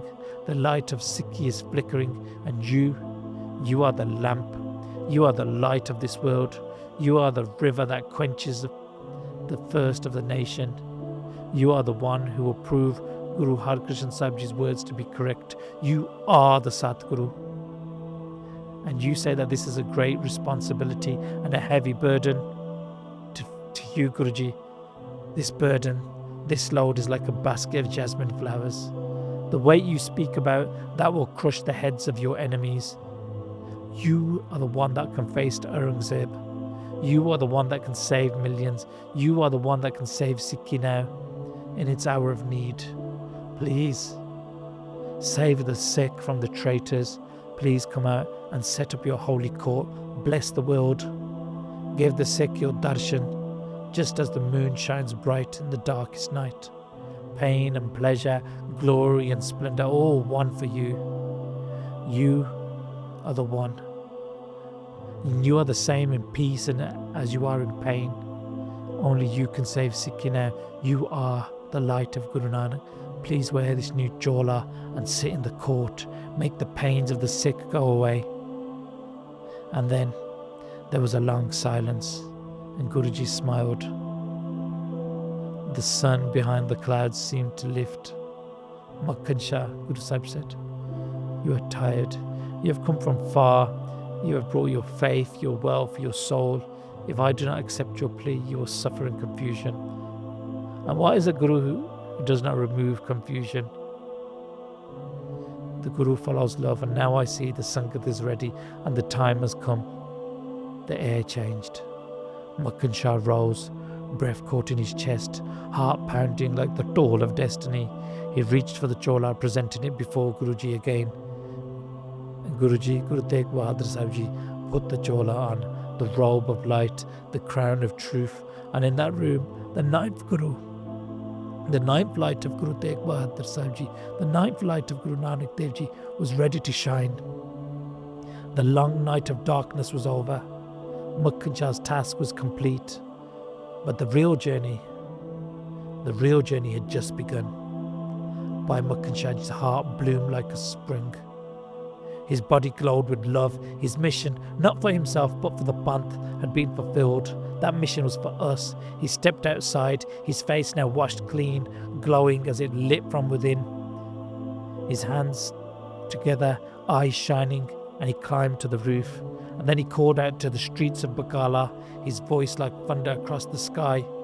Guru Ladore, Guru Ladore, I have found the true Guru. I have found the Guru. The true Guru is here. The words echoed like a divine call, slicing through the fog of confusion that had clouded the minds of thousands. His voice carried across the rooftops and alleys, through camps and markets, shaking hearts awake. The Sangat turned to one another, stunned, electrified. The one who had visited every claimant, tested every throne, had found the light of Guru Nanak Dev Ji. Sikh came rushing from every corner of Bakala. Mothers left their kitchens. Old men leaning on staffs dropped them and hurried forward. Warriors in arms, farmers with dust on their dastars and turbans, children with their eyes wide open, all streamed forwards to the voice that declared absolute truth and certainty in an ocean of doubt that the Guru is here. They followed the voice to the modest home where Guru Tegh Bahadur Sahib Ji now sat, robed in divine humility, crowned not in gold but in truth. And when the Sangat entered, their eyes filled with tears. Many fell to their knees, others could not stand because they were just frozen still. They bowed, one by one, everybody bowed. The air in the room felt different, thick with sacred stillness and awe. They saw Guru Sahib not as a man, but as the same light that shone in Guru Nanak Dev Ji, in Guru Angad Dev Ji, in Guru Amar Das Ji, in Guru Ram Das Ji, in Guru Arjan Dev Ji, and all the way to Guru Har Krishan Sahib Ji. Now before them, radiant and silent, Guru Tegh Bahadur Sahib Ji did not raise his voice. He did not call himself a king. But the truth does not need announcements. Why? Because the truth is not heard, it's felt. And in that moment, every heart in the room knew that this was the ninth Guru, this was the beacon of the Panth, this was the answer to the prayers, this was the one whose silence was mightier than the roar of thousands of claimants. And so, in this quiet dawn of day, with Bhai Makhan Shah Ji's voice still ringing in the air, the Guru was revealed, not by force, not by wealth, not by self-praise, but by truth, by faith, and by the love of a humble Guru who risked ridicule, by a Sikh who risked ridicule to bring forward the light of the Guru. And from that moment, Bakala was no longer just a town, it became a sacred ground where doubt died and truth stood up. The call echoed like thunder, Guru Ladore, Guru Ladore, I've found the Guru, I've found the Guru. Leave behind the false, the fake, the pretenders. Come and see the light of Guru Nanak. And as each Sikh came forward, they didn't just bow their heads, but they wept. They touched the dust of the Guru's feet. They laid their offerings before him, coins, silk, grains, tears. They offered their hearts and their heads. Bhai Makhan Shah Ji's voice now softened into Simran. He had lit the flame. The Guru had revealed themselves and the sun had risen. Sikhs gathered in their thousands. The Masands watched stunned. The false claimants sat frozen in their seats, their illusions crumbling. One man's love, one man's divine faith had turned the tide. One man changed history. Bakala was no longer a town of 22 thrones. It became the court of the 9th Guru, the dawn of the sword of the spirit. The light of truth would now shine. The father of Guru Gobind Singh, the protector of Dharam, the fearless, the sovereign Guru Tegh Bahadur Sahib Ji, the true Guru of the Sikhs, revealed not by command but by love, not by force but by faith. And Bhai Makhan Shah, he stood there beside the throne, hands together, tears flowing, and standing before the Sangat, not as a merchant, not as a hero, but as a servant of the truth. Bhai Makhan Shah addressed the crowds, his voice deep with devotion and certainty. The Sangat listened in rapt silence, their breaths held, eyes wide with yearning. Sangatji, listen to what truly happened, Makhan Shah said. Let your hearts bear witness to why I shouted from the rooftop. And he began recounting his journey, not as a tale of wealth or adventure, but of faith, of fear and ultimate grace. I was caught in a deadly storm. My ship, filled with goods and lives, was being tossed by waves like a dry leaf in the sun. The sea screamed and so did my men. We were doomed and death circled our sails. We truly believed this was our end. And in that end, in the face of death and doom, I knew then no sailors, no anchors, no cleverness could save me. So I bowed, I put my hands together and turned to the one who could, the true Guru, the divine light. And I made a vow in that Ardas, that old true Guru Maharaj. If you save me now, I will offer 500 gold coins at your beloved and holy charan. Please Guruji, save me. And he paused. The Guru sat in divine radiance and the Sangat listened in. Some weeping already, hanging on every word that Makhan Shah spoke. And then he continued. The next moment, just like that, when I finished my Ardas, the storm calmed, the wind stopped, the ship that refused to move for days was free, and we floated like a feather, protected, and we lived by the Guru's divine grace. And I knew my vow was heard. And then coming here to Bakala, I found 22 Gurus claiming the Gurta Gaddi. And Makhan Shah told everyone how he went from Guru to Guru, giving 2 coins to each, waiting and watching. Would anyone ask for the rest? Would anyone read my heart, recall my prayer, fulfill my unspoken vow? But no one did. Not one. And then he turned towards Guru Tegh Bahadur Sahib Ji, seated in divine stillness, and said, only the true Guru, the one here, who was in solitude, the one sat in silence, the one who never claimed greatness. He looked at me and he told me, and he spoke the truth. Oh Sikh, you pledged 500 when your ship was stuck. Do not forget your vow now. And gasp arose, tears fell. And that moment I knew. I didn't guess, I didn't ask, I knew, not from my lips but from my soul, that this is the Guru. The words of Guru Har Krishan Sahib Ji, Baba Bakala, the Baba is Bakala. These were not hints, these were a prophecy. Bhai Makhan Shah Ji's voice now shook, not from nerves but from bliss. Sangat Ji, I say this with full faith, the journey is over, the wait is over, your doubts are over, the Guru is found. This is where we shall bow forever. I feel the Masand, clean your hearts, the 9th light of Guru Nanak has been revealed. The Sangat surged forwards, they came, hundreds, thousands falling at their knees. The house was overflowed and they sat outside the house as well, all in silence. And Guru Tegh Bahadur Sahib Ji was the silent ocean of divine strength, sat with calm compassion, welcoming each soul with eyes that spoke of eternal love and tireless patience. The Guruship had not been claimed, it had been recognized through the eyes of love and the test of devotion. And in that moment, the fog over Bakala lifted. The sun of Guru Nanak's jewel shined once again, clear, brilliant and eternal. And the air around Bakala was thick with both divine ecstasy and soothing jealousy. While the Sangat bowed in waves before Guru Tegh Bahadur Sahib Ji, offering gifts and praises at their charan, The men of other self-proclaimed Sodhi Gurus stood on the fringes, their hearts boiling with rage. Their eyes darted between the growing pile of offerings and ever-expanding Sangat. Each devotee that arrived felt like a personal loss. They whispered in venom to one another. The quiet man who never even looked up when we passed, how is he the Guru now? Makhan Shah's made a mockery of our Gurus. He's tricked the people. How can someone who stayed hidden for so long now sit on the throne of Guru Nanak Dev Ji? Some Masands would say, Dheermal is the rightful heir, everyone knows it, his lineage is clear and he holds the original Har Krishan Sahib. But no matter how loudly they cursed in private, their shouts were drowned out by the Naam being jabbed by the Sangat all around them. The love of the Sangat was a tide that could not be held back.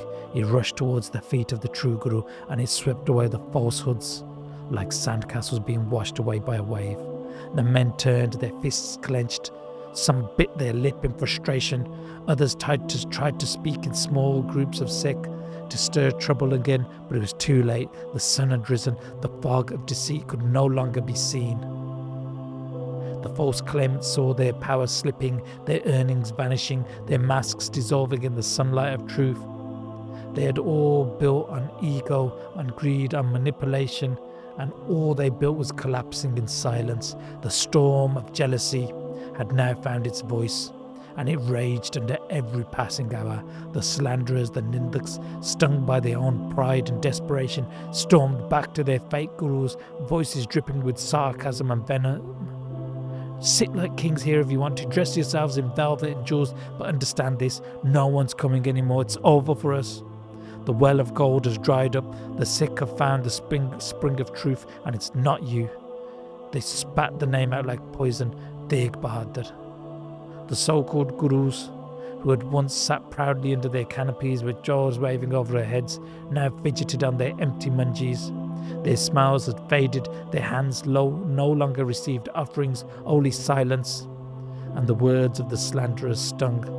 The Mastana, the quiet one who used to sit in the shadows, now wears the Chola of glory. He's outshone everybody else. He must have conspired with Makhan Shah. He's tricked the Sangat. This cannot be allowed to continue. But inside, the Sodhi claimants were wrestling with disbelief. They were troubled. He doesn't even talk to anyone properly. One said, what katha or wisdom does he share? Another said, what miracles does he show? He barely comes out of his house. Let Makhan Shah enjoy his circus. Once he leaves, the people will forget and they'll come crawling back. They're bowing to Makhan Shah, the rich trader, not Tegh Bahadur. Makhan Shah's the one making the noise. But while their lips spat disbelief, their hearts churned with dread. The tide had turned. The followers were watching, their donations dwindling. The seats of these fake gurus felt less like thrones and more like traps. In bitter desperation, they turned to Dheermal. Gathering together, they came to him, to Dheermal, the most arrogant of the claimants, the one who held not only land and wealth and weapons, but the powerful symbol of legacy, the one thing that he had, the original Ard Guru Granth Sahib Maharaj. Dheermal has power, he has the Swaroop, they whispered. He has warriors, he has Masands, he has money, he has the Swaroop of Gurbani. If anyone could turn this around, it's him. They were no longer just jealous, they were plotting. This was the bitter soil of envy. Something darker begin to take root. A plan of violence, sabotage and theft was being born now. They knew they couldn't win through reverence. They'd have to strike fear into the hearts of the followers and of the Guru. But what they forgot was the light of the Guru rises. No shadow, no matter how vast, can ever swallow the sun. And Guru Tegh Bahadur Sahib Ji, the blade bearer of truth, was now shining, and they feared no one, and they would never back down. Dheermal sat on his cushioned manji, draped in royal robes, surrounded by his loyal Masands. Like a king in a crumbling court, his eyes once filled with arrogance of entitlement, now narrowed with fury as the crowd poured in. Sodhis, Masands and servants, their faces red with rage, humiliation and fear. They spoke all at once, like a flood breaching its dam. Babaji, you need to hear this. The whole town has turned. Makhan Shah's done something outrageous. Whatever he says, is the truth or lie, we don't know, but he has ruined everything. He stood on the rooftop and shouted to the heavens that Tegh Bahadur is the true Guru. All the Sangat believes him. They poured into Guru Tegh Bahadur's courtyard like a river breaking its banks. They brought gold, silver, shawls, horses, everything, and they were all bowing to Tegh Bahadur. They didn't just do it quietly, they made a spectacle out of it. He has been announced to the world. He's poisoned the minds of the people. No one comes to our dera and no one will come to yours. Now, even those who were waiting to decide, they've all decided and they're running to him. Look at us. We're sat here in silence. We, the Masands, are empty-handed. The Sikh ignore us. They ignore you, the rightful heir, the protector of Har Krishan Sahib Ji. You've been insulted. Dheermal's knuckles clenched around his armrest, his lips curled, his mind churned with insult and ambition. For years he had rested on legacy. He was the grandson of Guru Har Krishan Sahib Ji, the custodian of the original Swarup of Har Krishan Sahib Ji, born to the bloodline of kings. His grandfather, brother and nephew were the Gurus. He had built his dera on wealth and reverence, dressed like royalty. He gathered men like a ruler, and in his heart he believed the Gurta Gaddi was his birthright. But now, in one morning, that throne had slipped away because of one quiet warrior and one loud proclamation. He rose slowly from his seat, eyes burning. So be it, he said coldly. Makhan Shah wants to play kingmaker. Let's see what becomes of those who challenge kings. He turned to his men. Gather the warriors, sharpen the steel, let them feel what it means to challenge the house of Dheermal. The Masands looked at one another, stunned. They had expected rage, but this was something different. The room grew darker with the shadow of what was to come. Dheermal, now stung with jealousy and desperation, was about to step beyond the bounds of rivalry. He was about to raise his hand, not just against a man, but against the light of the Guru. From the crowd now a figure emerged, not with humility, but with smug weight of influence, his hands folded together, not in reverence but in performance, preparing to address Dheermal. This was more than a servant, this was Sheeha Masand. Of all the chiefs of the Masands, he was the biggest. The man who controlled the funds, who counted every coin that entered and left the treacherous darbar. He was chubby, fat guy, swollen, not with flesh but with pride and corruption. He wore his wealth on his waistline, his arrogance in his eyes, and he echoed in his voice. And even Dheermal, who considered himself king, amongst all the impostors, would halt and listen to Sheeha Masand. And Sheeha spoke, a leech dressed in silk, feeding off the Sangat's offering, twisting faith into profit. His heart burned with jealousy against Guru Tegh Bahadur Sahib Ji. He had never walked the path of righteousness. He was blind to divine wisdom, deaf to the name of God. Greed was his master, lies were his prayer. And standing before Dheermal, that snake prepared to hiss his poison once again, and he spoke out to Dheermal in his booming voice, oiled with pride and panic. Your Chacha Guru Tegh Bahadur, he sat hidden in silence, but now, thanks to that merchant Makhan Shah, he has become the king, and he is rising like the sun, and our stars are dimming. In just a few hours, he's gathered more wealth and gifts than we have in months. And if he continues in this way, he will gather an army, he'll build power, and he'll have the Sikh all around him, ready to die for him. And what of us? We'll be left bowing to the dust, and gold that the Sangha used to give to us will give to him. If we don't save what is ours now, it will be lost. We must act. If we wait, we lose. We must strike. We must strike now before his roots run deep. Dheermal's eyes were narrow slits of fire now. He looked around the room at the other self-proclaimed gurus and the Masands, once proud and loud, now quiet in panic, and he spoke with a voice that rumbled low like thunder. He was always quiet, that was his strength, but now he stepped into the light. And if he wants to step into the light, let him feel the fire. And just like that, conspiracy solidified, jealousy turned to intent, intent turned to hatred, and hatred turned into a plan. This was the poison that poured from his lips of Sheeha Masand, each word soaked in greed, fear and venom. The ones who called themselves Guru would now shortly be preparing to raise arms against the true Guru. They forgot that the one who stands for truth does not stand alone.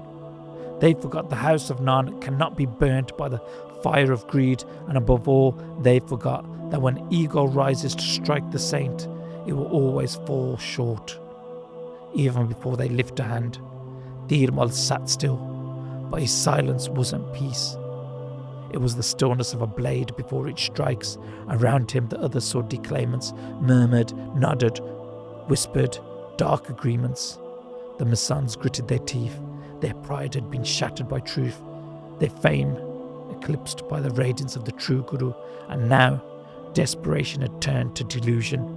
Sheeha's words soaked and stoked a fire of treachery. We must move tonight, before the Sangat returns, before Makhan Shah gets louder, before Tegh Bahadur builds walls around him. If we wait, he will become what none of us could become. So we, he spat on the ground, will be forgotten. There will be no objections now, no fake Guruship of praise and gifts. They all nodded and they began to plan. Send the men to watch his dera. Wait until the Sikhs go back to their tents. Wait until that Lubana Sikh goes, and then we will storm. We will take the money, take the gifts, take the lives if we have to. Jealousy had grown legs, and those legs were marching towards murder.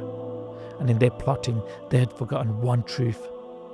The hands that try and snatch from the house of the true Guru, Guru Nanak, they never return whole. They will be cut down. Yet they did not know that they were about to strike, not just at a saint, but at the thunderbolt of truth. And this is something that cannot be done. Dheermal then spoke out, thinking aloud. He said, I know my Chacha.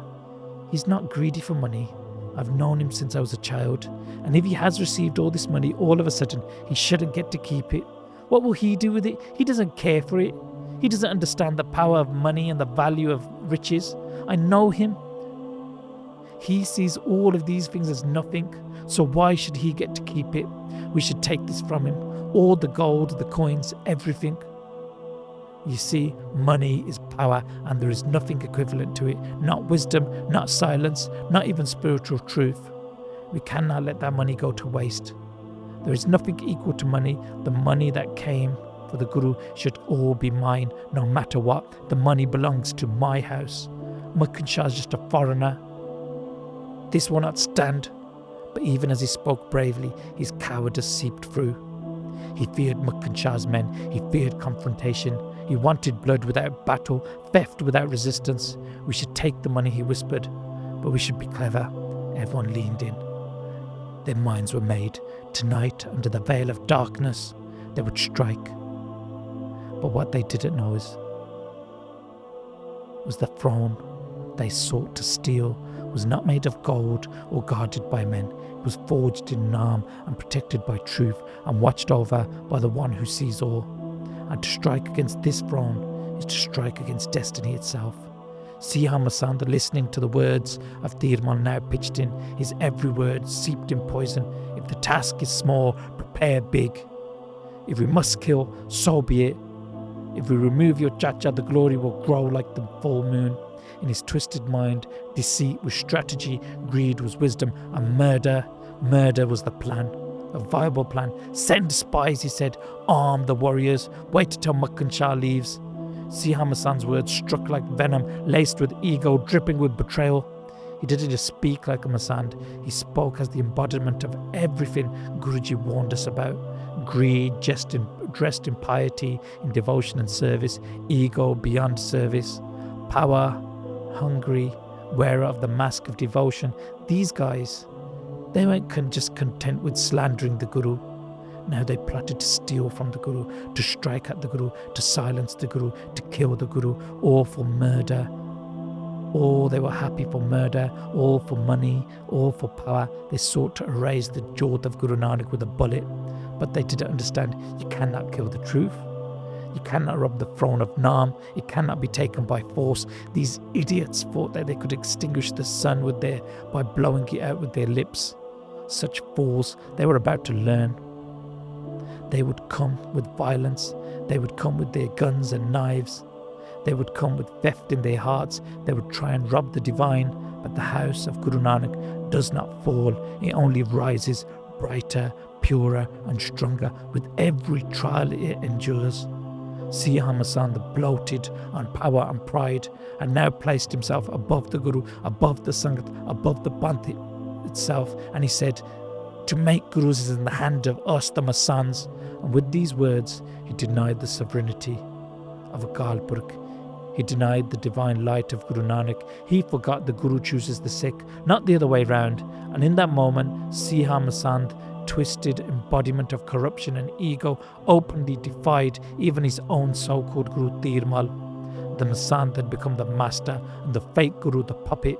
Stay on your throne, he said to Dheermal. Let me handle the real business. Stay here, collect the Ardas Sahib if any come. As if the Guruship was some kind of business. The Masands whom were once appointed as humble servants, Sheeha now wielded them as weapons. Where Ardas was meant to be prayer, it now became a transaction. Meanwhile, on the other side of Bakala, Guru Tegh Bahadur Sahib Ji look towards Bhai Makhan Shah Ji, eyes calm like still water, but deep, vast and knowing. And they say to Bhai Makhan Shah Ji, Bhai Makhan Shah, you are blessed. And Bhai Makhan Shah, sitting before the Guru, overwhelmed with joy, said, Guruji, I'm blessed because you blessed me. He touched Guru Sahib's feet and said, you've given me peace in this world. The Sangat was lost without you, Guru Sahib Ji. You blessed me, you blessed the Sangat, and you've taken your rightful place. Let the light guide the Sikh Sangat now. Guru Sahib looked into Makhan Shah's heart and smiled. The gathered Sangat were all in bliss and joy. But behind that joy, a storm was gathering. Outside, the spies, the Masands, began to move in the shadows. They crept near Guru Sahib's house, watching every face, counting every step, their hearts filled not with love or longing, but with plots, weapons, and the sound of gold was in their minds playing over and over, and they stayed in the shadows spying. And inside, after the divan, Bhai Makhan Shah got up, bowed, touched Guru Sahib's feet, and headed towards his own camp. He'd given all the gifts to Guruji that he had. He happily walked back to his dera, a smile that could never be wiped off, and he spoke to many people of his experience. He had deep conversations with them, and Guru Sahib themselves now rested for a short while, and then they called for a sevadar to bring their horse, and they mounted their beautiful horse and were out for a ride. They rode alone, but Sikh followed from a distance, their hearts full of love and their doubts erased. After some distance, Guru Sahib Ji came upon a quiet, shaded grove. There, beneath a tree, Guru Sahib dismounted and sat in silence. At the same time, one of Dheermal's spies, eyes sharp and breath shallow, slipped through the dusty lanes and made way back to the dera. He bust into Dheermal's darbar, sweat glistening from his brow, and he delivered a message like a dagger. He's gone out now. Guru Tegh Bahadur Sahib Ji is riding out, calm as the sky itself. The Sikh are following, but from a good distance. He's away from the whole town, and everyone is speaking his name with reverence. We don't have much time. His glory is spreading in all directions. Dheermal clenched his jaw. His eyes, once cool and calculated, now burned with the fire of envy. He turned to the Masands and spat the words, This disease only has one cure. And he paused, his thoughts spiraling. If we don't stop this now, if we don't cut it at the root, the whole world will know him as the Guru. And me, who will worship me? The Masands, wicked and emboldened, leaned in. Why despair, Dheermal, they said. Sheeha Masand hissed like a crooked snake. You still have the chance now. Our eyes are everywhere. I've posted men around him. By nightfall it will be done. The voices lowered into whispering. Their intentions had grown louder than ever before. Murder, treachery, the greed for power had consumed them whole. Sheeha Masand spoke. He can't compare to you, Baba Dheermal Ji, Guruji. Tegh Bahadur is weak, he's soft. Let us handle it. We want what's best for you. His eyes burned with wicked resolve. He turned to his armed men standing nearby. corrupted by greed and blinded by this gold and everything else, and by the orders, he gave them a command: "Tayu kamar ke se tight, get ready for bloodshed. Grab the gats, load them up and get ready. When he returns, take aim and do not miss. Fire together, all of you. Make sure he never walks home again." A tense silence filled the compound and the darbar. The plot had begun to take shape like a storm cloud on the horizon. The ambush was set. Sheeha Masand addressed the group once more, his tone cold and calculated. "If we miss, we'll go to his house and finish the job there. Either way, he will not see another sunrise." They waited in silence, breath held, fingers on triggers, ready to commit the unthinkable. The shadows stretched long across the village as Dheermal's men hid behind a wall, camped and ready, fingers tense around their triggers, eyes fixed on the road. And then they saw him. Guru Tegh Bahadur Sahib Ji rode into view, calm and regal. The reins of his horse lay relaxed in his hands, fingers gently rolling between them. The rein of the horse between the thumb and palm. The horse trotted peacefully, eager to run, but with every step, Guru Sahib Ji offered comfort, holding it steady, keeping the pace slow. No tension in the posture, no suspicion, no fear. And then gunfire. A crack of rifles ripped through the silence like thunder crashing through the sky. Smoke burst from behind the wall. The horse reared, startled by the sudden explosions, but Guruji, serene as ever, tugged the reins and steadfast the beast. His eyes scanned in the direction of attack, the wall near Dheermal's dera, and then in a voice as steady as the earth itself, Guru Sahib Ji called out, "Bahut changa Dheermal, shabash tere, very good. You are very patient, shabash tere, bahut changa, bahut changa." There was no anger in Guru Sahib's voice, no panic, just powerful calm, a fearless grace that made the air very still, with bullets fired and hearts trembling in hidden corners. Guru Tegh Bahadur Sahib Ji, the lion of truth, rode on undisturbed, their heart not skipping a beat. Calm, collected, they reached their home, dismounted with quiet dignity and stepped inside.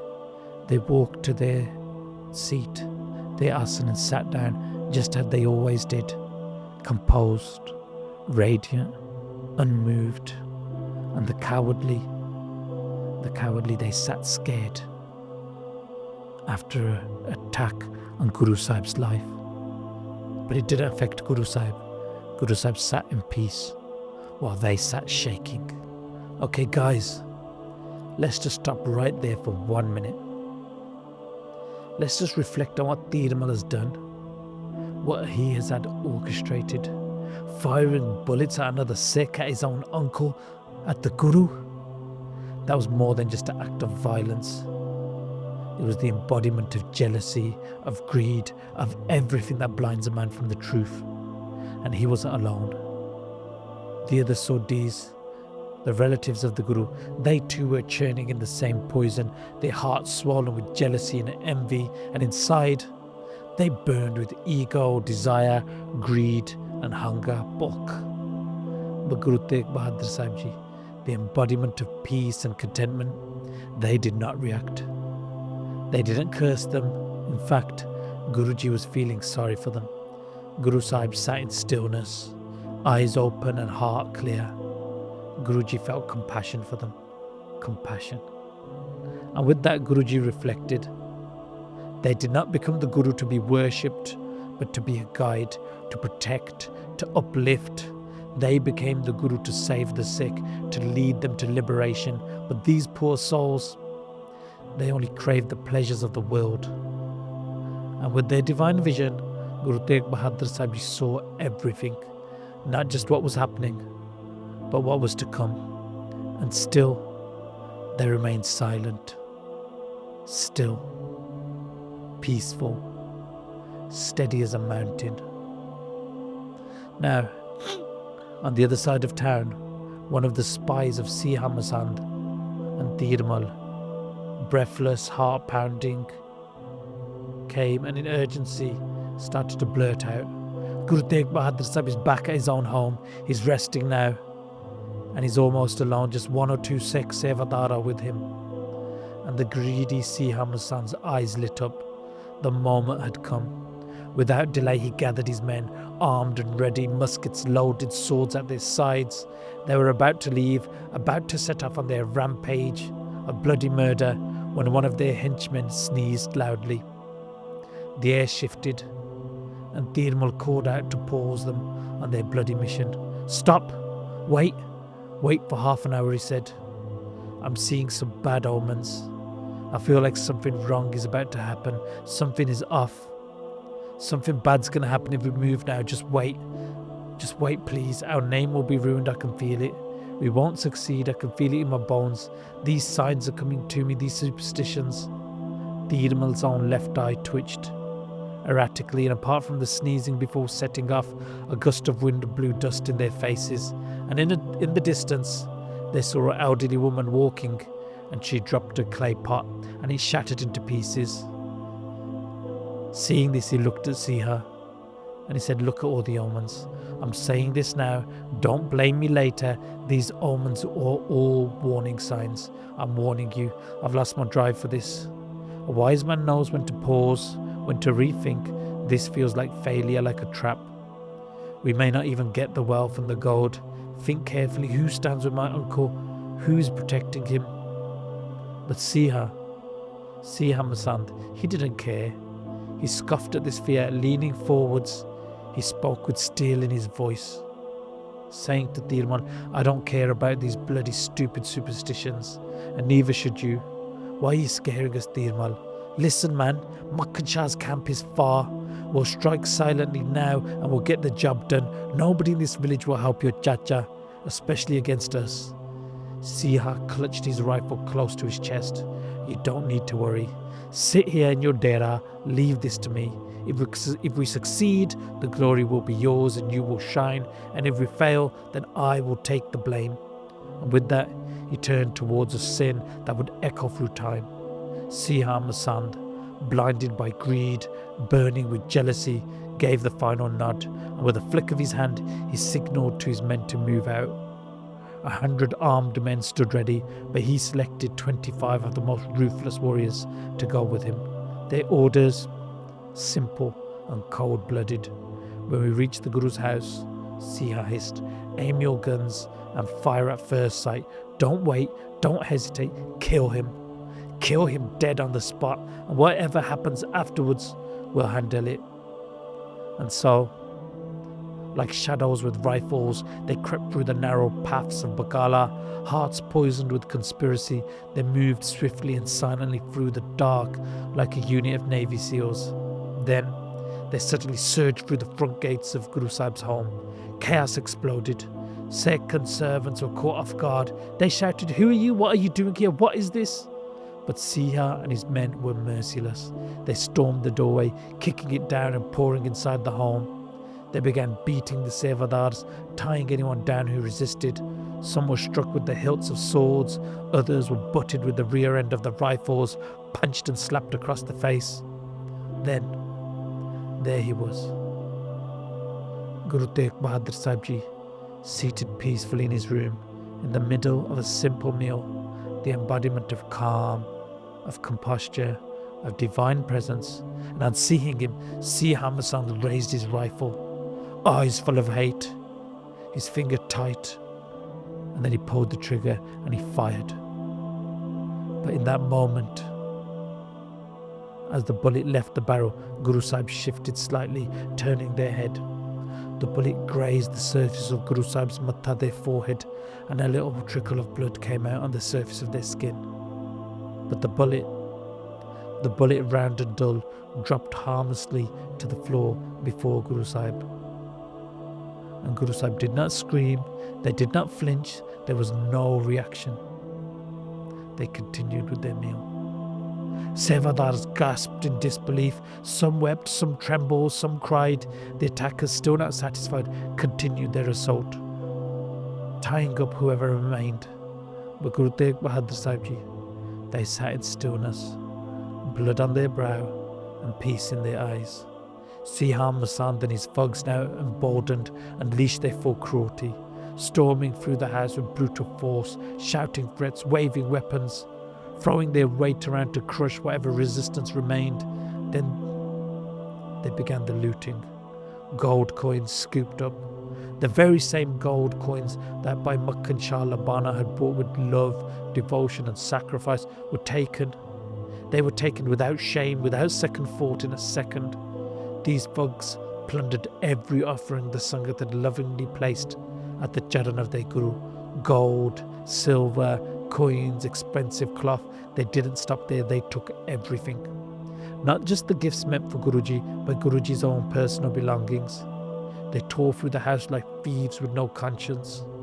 They stole Jor Sahib's sunk conch cells, clothes, and in their madness they lost all sense of dignity and decency. Because when sin burns deep, the sinner becomes blind. Blind to virtue, blind to shame, blind to the line between right and wrong. They didn't see a holy man's home. They saw gold. They saw wealth. They saw a threat to their own greed, and in their darkness, they believed they could steal the light. But the light of the true Guru is not something that can be stolen.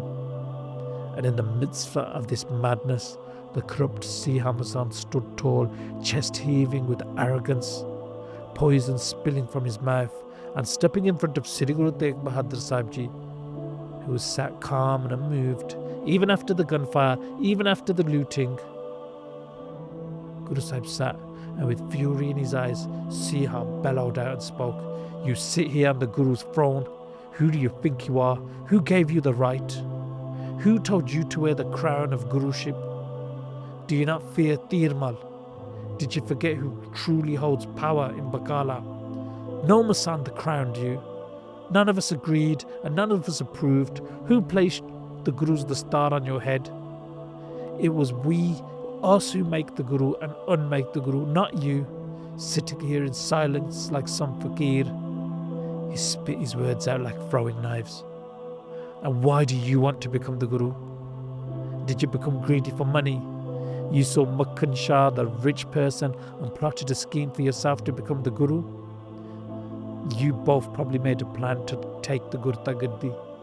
He made all the noise, yelling that I found the Guru from the rooftops, and you took all the gifts brought for the Guru. You don't have any right over that, and we won't let those gifts stay with you. The lion's things cannot be taken by the deer. You were poor, living here alone. Stay like that. Stay quiet in your house again.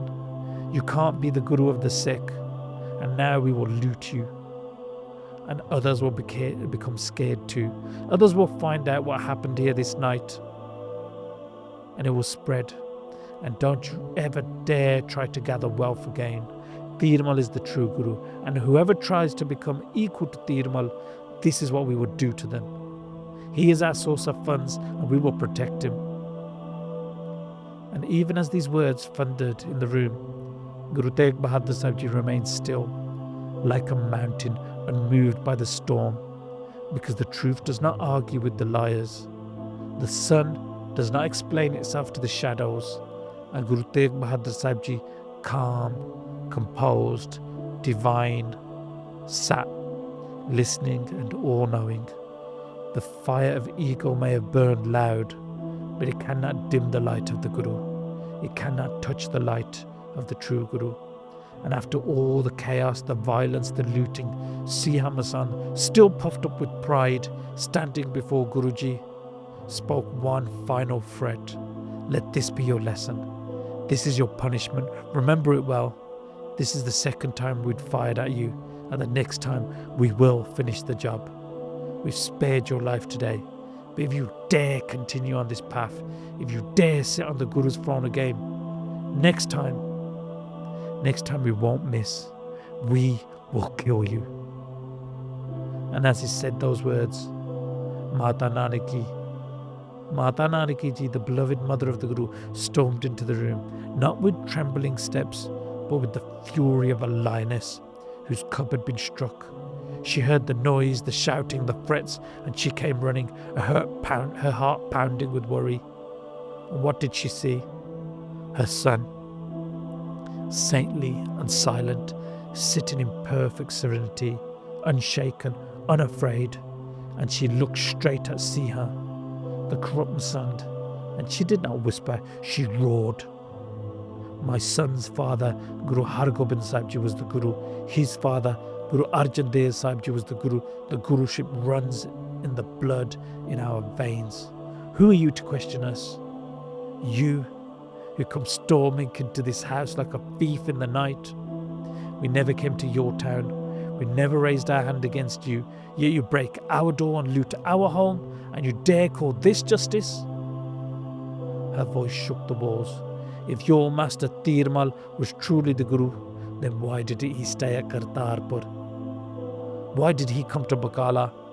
To plant his lies, to gather gold, to sit on the throne of falsehood and call it divine? It's not my son who burns in greed. It's you and your master, and mark my words.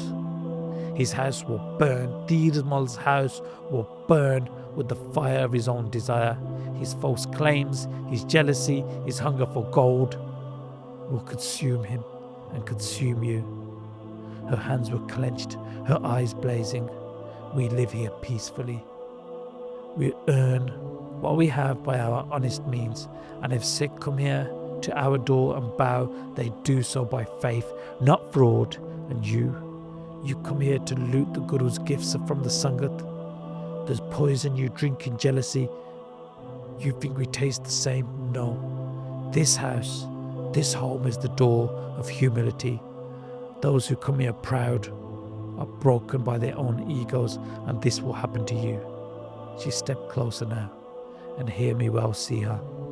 If that bullet had hit my son even an inch deeper, the Sikh would have torn you limb from limb. You would not have made it out alive. The hand that rises against the Guru's home is the hand that signs its own death warrant. You think you've done something clever, but this barb, this filthy act will not go unanswered. The house of the Guru sees all, and you will suffer for your misdeeds. Mata Nanaki Ji did not stand still. She roared when she said this. Her voice cut through the house like thunder splitting the sky. Sheeha, the corrupt Masand, the one who dared to raise his gun at her son, the one who dared to shoot at the Guru, stood before her. But in that moment, it wasn't just a mother speaking. It was the lioness of the house of Guru Har Krishan Sahib. 6 foot tall, radiating strength and dignity, Mataji's presence was majestic and commanding, like she was a gold mine of mothers. This is what every mother should look up to be. And then she turned to her son, Guru Tegh Bahadur Sahib Ji, who sat calmly amidst the chaos. His forehead bore a faint mark, just a scratch from an assassin's bullet, a whisker away from death. And Mataji fell to her knees and gently wiped the blood from his brow. Tears welled in her eyes, and she uttered the words, Danda Guru Nanak Dev Sahib Ji.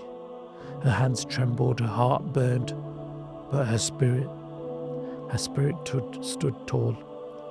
Guru Tegh Bahadur Sahib Ji, the embodiment of calm, placed his hand gently on hers and spoke. And he spoke to her with divine wisdom, telling her, Mataji, this gold, this wealth, it poisons the heart of the wicked. The greed for money makes people do bad things. Let it go. Only then will there be peace. This brings upon a lot of problems. Letting go of money gives us peace. The one who takes what is not theirs may rejoice for a moment, but they will suffer and carry this pain for many lifetimes. Guruji sat there, composed, untouched by pride, unshaken by violence, not a trace of fear, not a shadow of anger.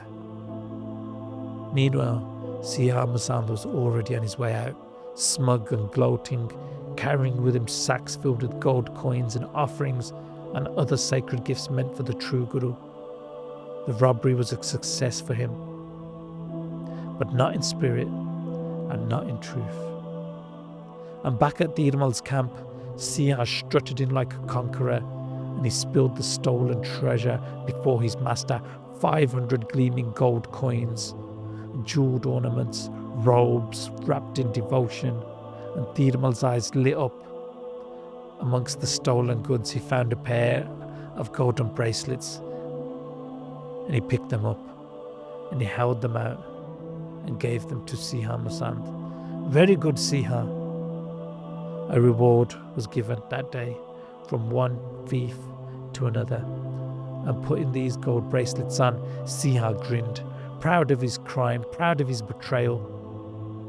But what they didn't know was the bullet he fired, it missed the body of the Guru, but it struck the pages of history instead, disgracing them now and forever. Dheermal and Sheeha Masand, they would be ruined and shamed forever. And now, over 350 years on, as you listen to this podcast, these guys are still disgraced and shamed for their dreadful actions. And it will always be like this for many years to come. This is the way. Despite this, Dheermal sat in his court, glowing with pride. The stolen treasures laid out before him like prizes of war. The Masands grinned, especially Sheeha, his wrists now blinking with those golden bracelets. And Dheermal turned to him and asks, "So what happened at the house? Go on, tell me." And Sheeha puffs up his chest full of pride, and he replies, "Babaji, Tegh Bahadur was saved, but only by his good fortune. I fired this shot, but it only grazed his forehead, a scratch. And then his mother came running and made noise. That's what saved him." He smirked and continued, "But don't worry, he won't dare sit on that throne again. He'll live in fear now, and so will everyone else. We've shown them who runs Bakala. The Gurta Gadi is yours, undisputed, no rival remains." Dheermal sat back, soaking in the flattery. And Sheeha leaned in, with a spark in his eye. "The whole world, the whole dunya will bow to you now. You should raise an army, just like your grandfather Guru Har Krishan Sahib. Keep strong horses and fearless soldiers. Let the thunder of your presence strike fear. Guru Har Krishan Sahib Ji, they had 2,200 warriors ready at all times. You should do the same. And you have the Har Krishan Sahib Swaroop in your possession. What greater sign could there be? Sit proudly now, Babaji, on the throne of the Guru." And Dheermal's face glowed with satisfaction. "The Gurta Gadi is mine," he declared. "The world knows I am the grandson of Guru Har Krishan Sahib. Gifts from every land will flow here soon. You, Sheeha, are a real one. You are a true Masand, a loyal one, wise. I'll look after you." He turned to the court and summoned, "Surround yourselves with the clever, the strong, the connected, and now go to every region. Each one of you Masands, go and pay the Masands, the other ones, win people over. They should come to me, win them over with gifts, respect and promises. If they come here, if the leaders come here, the Sangat will follow. And if the Sangat comes, so will the gold, so will the power. Day and night, do this work now," he ordered to the Masands. "Make the tide flow in this house, and we will live bathed in joy and glory and riches." His voice echoed through his darbar, met with nods and murmurs of agreement. But beneath these silk words and glittering gifts, there was something else. Ego, corruption, greed. The other Masands that were there, they toasted and laughed, blind to the storm they had just awoken, and unaware that the silence of Guru Tegh Bahadur Sahib Ji was not fear. It was the calm before the divine reckoning. And even now, after the bullets had flown, the assassination attempts, the traitors had looted his home, assaulted the Sevadars, Guru Sahib remained as they had always been, rooted in the divine, anchored in bliss, untouched by anger, unshaken by violence, calm, still and radiant. Wealth or loss, praise or slander, joy or sorrow, none of this mattered to Guruji. Not now and not ever. The divine ocean of consciousness remained still, victorious over every sense, every temptation. Guru Sahib was generous, benevolent, radiant, wise, forgiving and compassionate. He was without any corruption. Guru Sahib's mind was free from attachment, ego, greed, lust and jealousy. He was sitting on the seat just as he was before the attack of the Masands. He felt no loss, no sorrow and had no worry. But in that quiet house, that quiet home of the Guru, there was one heart who could not stay still. And that was his mother, Mata Nanaki Ji. She entered his room again with tears in her eyes, pain in her voice, her heart heavy with grief, her spirit burning with anguish. She looked at her son and cried, "Oh my Putt, how long will you remain silent? How long will you endure these injustices? They attacked our home, they insulted us again and again, and you forgive. Again and again you forgive. Dheermal, your own blood, your nephew, he eats from the offerings of the Sangat and he bites at the house of the true Guru. He steals in the name of seva and service, and now he tried to kill you, to have you shot dead in your own home, just to hoard gold and coins and pride." She paused, her voice trembling. She spoke. "You hold the light of Guru Nanak still. They see you as the weak one, and you sit here all alone. No sevadar, no servants, no army, no forces." And Mataji's voice cracked, her eyes welled up with tears. "I only have one son, you. I don't have anyone else, no other child, no grandchildren. You have no sons yet. And I only live to see your face." Her tears flowed freely now, and she cried, "The bullet missed today. But what if it hadn't? What if today, instead of wiping your blood, I was placing flowers on your funeral pyre? They think they can intimidate us and steal the Gurta Gaddi. They mock our peace and mistake it for weakness. They dress like kings but act like butchers. They take advantage of our Sangat of the Sikh." She looked into her son's eyes, pleading through tears. "This must be stopped. You must act." And Guru Tegh Bahadur Sahib Ji sat in peace, steady, sovereign. His mother's tears still simmered on her cheeks, her voice still trembling from the pain of betrayal. But Guruji, Maharaj, spoke with eternal knowledge and peace. Said, "Mataji, be calm, have patience, sabr rakh. Do not let your heart be disturbed by these wicked actions. The ones who raise weapons from a place of ego, do not think they go unseen. The all-knowing sees them clearly. When the time comes, he will strip them of their pride, their power, their wealth, and they will be left shaking in fear. Whatever pain or joy touches us, know this to be from the will of the Creator. Akal Purkh sees everything, and justice is delivered in its own time. But those who seek the shelter of Akal Purkh Waheguru, they fear no one, not kings, not tyrants, and not shootings, and not even death. The one who walks in the will of Waheguru is untouched by sorrow, untouched by joy. Birth and death cannot bind them. Everything is nothing before them." And then, with a quiet fire behind their words, Guru Sahib said, "Mataji, do not worry about this attack. Abandon your chinta shod. Those who fired those bullets, they are already dead in the eyes of the divine. Their destruction is certain. One day they will bow their heads in shame. They will beg the Sangat for mercy. And they will remember this day over and over in regret. This sin, this Bab, was born of greed.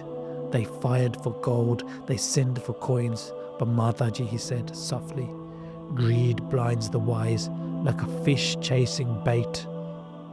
Like a fish going after the hook, they have swallowed the iron hook and the hook will pull them into the darkness and kill them. Like bandits who rob a traveller, they think they've won, but soon the king's army surrounds them. Their joy turns to fear. The stolen treasures are taken back and they sit in chains, slandered, broken and ashamed in jail cells." He turned to her, his voice full of divine compassion. "Forgive them. Forgiveness is the highest path. The Lord walks with those who forgive." He paused, and then added with clarity, I did not seek wealth. The Sikh who came to me, he came by his own love. I never called him. I never went to his door. He came here with folded hands, and on his own accord, I simply accepted his devotion. And I did not take anything from Dheermal. He saw my face and burned with jealousy. But know this, Mataji, Dheermal's days of false pride are numbered. He will be dishonoured today or tomorrow. This much is Bakka, this much is written. And all across the dusty streets of Bakala, the story echoed in shocked voices, and the words spread like wildfire. Did you hear? Dheermal's men attacked the Guru. They stormed his home, they looted everything. The people were outraged, disgusted, disbelieving. This man, they said, he calls himself the Guru. What kind of Guru sends thugs to rob his own uncle? Even if he had a shred of the Guru's light, the Sangat would come to him on their own. But look at his actions, man. He didn't draw hearts with love, he broke doors with violence. In every corner of the town, the same question rippled. If Dheermal can walk into another's home and do such a filthy deed without fear, what justice remains? If the wicked are this bold, what future is left now for righteousness, for good action, for the meek? Sikh were devastated. They paced, they whispered, they clenched their fists, but they were helpless. What can we do? They said to each other bitterly. We have no army, no strength. He insulted our Guru and we could do nothing. Then someone spoke what they were all thinking deeply. Bhai Makhan Shah. He has an army. He has 500 men. If anyone can avenge this, it's him. If anyone can punish Dheermal for this ego, it's our beloved Bhai Makhan Shah. And with that hope, two devout Sikhs ran, feet pounding, hearts burning, and they raced down the narrow paths of Bakala to reach the dera of this great merchant. They burst into the camp of Bhai Makhan Shah.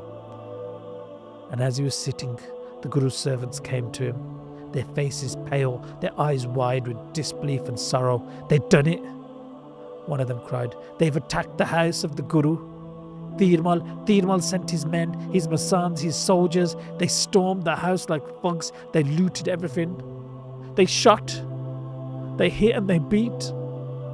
Makhan Shah's breath caught in the chest. They took the gold you offered, the gifts from the Sangat, the treasures from all directions, and they fired a bullet at the Guru. The bullet scratched Guru Sahib's matha, their forehead, and fell in front of him. Blood fell, but Guruji remained calm, still and unshaken. By his own power he stopped that bullet. By his own power he turned death away. Bhai Makhan Shah's hands trembled on hearing this. They took not only the offerings, the other Sevadar added. They emptied the house. They took the bande, the pots and pans from the kitchen, the clothes from trunks, even sacred things like Jor Sahibs and Sank, and the robes and Ramali. They took everything. Everything from the langar they emptied out. They beat the Sevadars, they beat us, they tied us down. They shouted insults, they dared to raise their voice against the true Guru. They did not fear anyone. Dheermal and his Masands are egotistical. They did whatever they wanted. There was silence. Bhai Makhan Shah stood up slowly, eyes focused, jaw clenched. That silence was the calm before the storm. And then going on, one of the Sevadars spoke. If Mata Nanaki hadn't been there, the men of Dheermal would have done much worse. It was her presence, her commanding spirit that stopped the violence from turning fatal, from other shots being taken. The wife of Guru Har Krishan Sahib Ji, the mother of Guru Tegh Bahadur Sahib Ji, revered to our Bantha, to all of us. Her voice, her presence, it carried the weight no sword could match, and it saved us. It saved us all. When she arrived, she roared like a lioness. Her words struck harder than any weapon, and the Masands, these arrogant thugs, stood frozen. They couldn't even look her in the eyes. They couldn't speak. Her radiance, her strength, it silenced them. That was the day. This was the day Mataji saved us all and saved her son. She stood there till every single one of them left. But the damage had already been done. The Masands carried out gold coins, the Guru's belongings. shamelessly hauling them back to Dheermal's dera as trophies of wickedness. Makhan Shah, you revealed the Guru to the world. You gave him the gifts. You showed the Sangat the light, and in doing so, you also lit the fire of jealousy. You brought joy and also suffering. We saw what happened. And now, Guru Tegh Bahadur Sahib Ji is surrounded by enemies.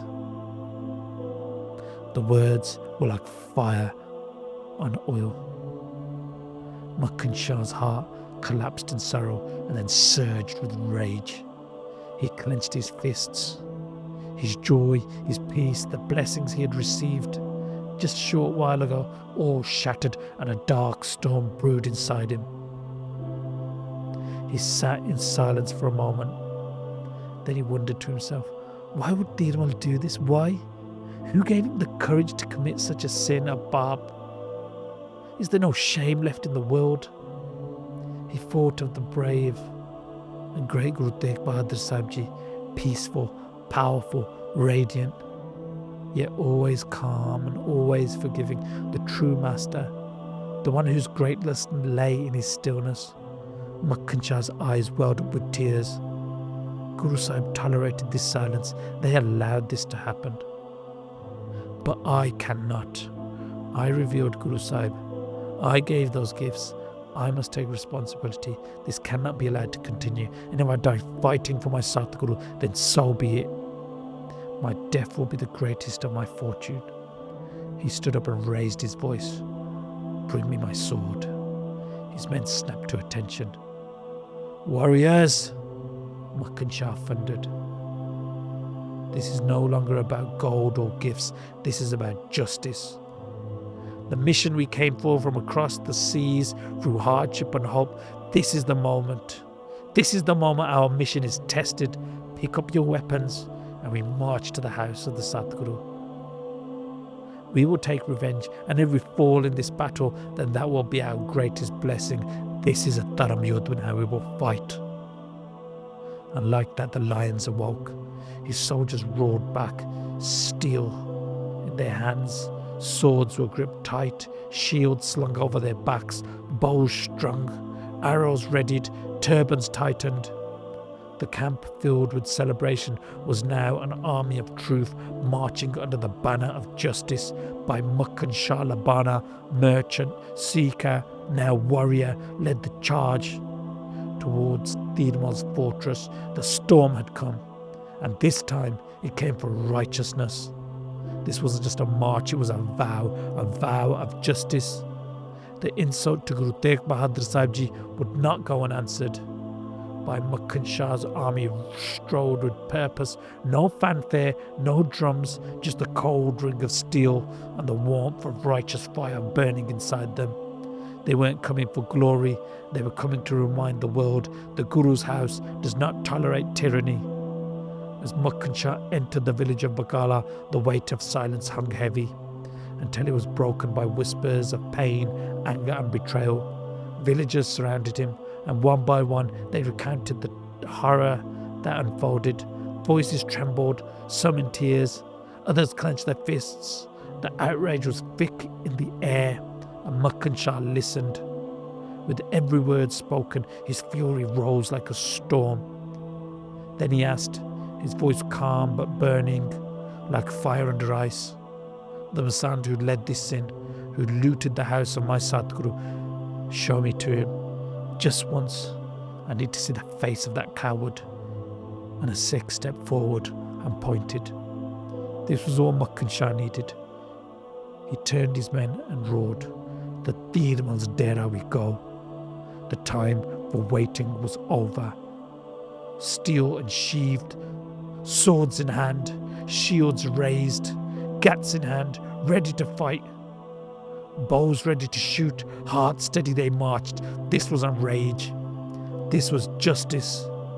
Bhai Makhan Shah Ji and his loyal warriors marching towards Dheermal's fortress of greed, not with chaos, but with righteous fury. The very earth beneath them seemed to shake with the weight of their footsteps. They had come to strike down falsehood and tear off the mask of arrogance and ignorance. This wasn't a battle, it was a reckoning. The sky over Bakala burned with the weight of righteous fury. Bhai Makhan Shah Lubana, the lion-heart servant of the Guru. Behind him marched 500 armed men, warriors forged in faith, eyes blazing and swords drawn. They reached the gate of Dheermal's dera, the darbar of theft, lies and corruption. This was the moment of truth, the moment of divine reckoning in the name of the Guru, and this is the moment where we will finish this podcast. And we will finish episode 2 here on the life of Guru Tegh Bahadur Sahib. And we hope you learned something. We hope you enjoyed listening to the second episode in the life of Guru Tegh Bahadur Sahib Ji. And as always, please forgive us for the many mistakes and do Ardas that we're blessed with more seva, and Guruji keeps us all close and under their divine protection. And say Guru Tegh Bahadur Sahib Ji's name over and over every single day. Join with Guru Tegh Bahadur Sahib Ji, join with their mission, join with their Sikhi, and please be kind and share this with all of your friends and family and loved ones. Sit and listen to this together over and over. And then recite Nome Pacha, this slok. Sit and do Gurbani Jap and join together in your families and your friends. Bol chuk maaf karna. Stay blessed, everyone. Vaheguru Ji Ka Khalsa. Vaheguru Ji Ki Fateh. And Sad Sangat Ji, thank you so much for listening to this podcast and taking your time out.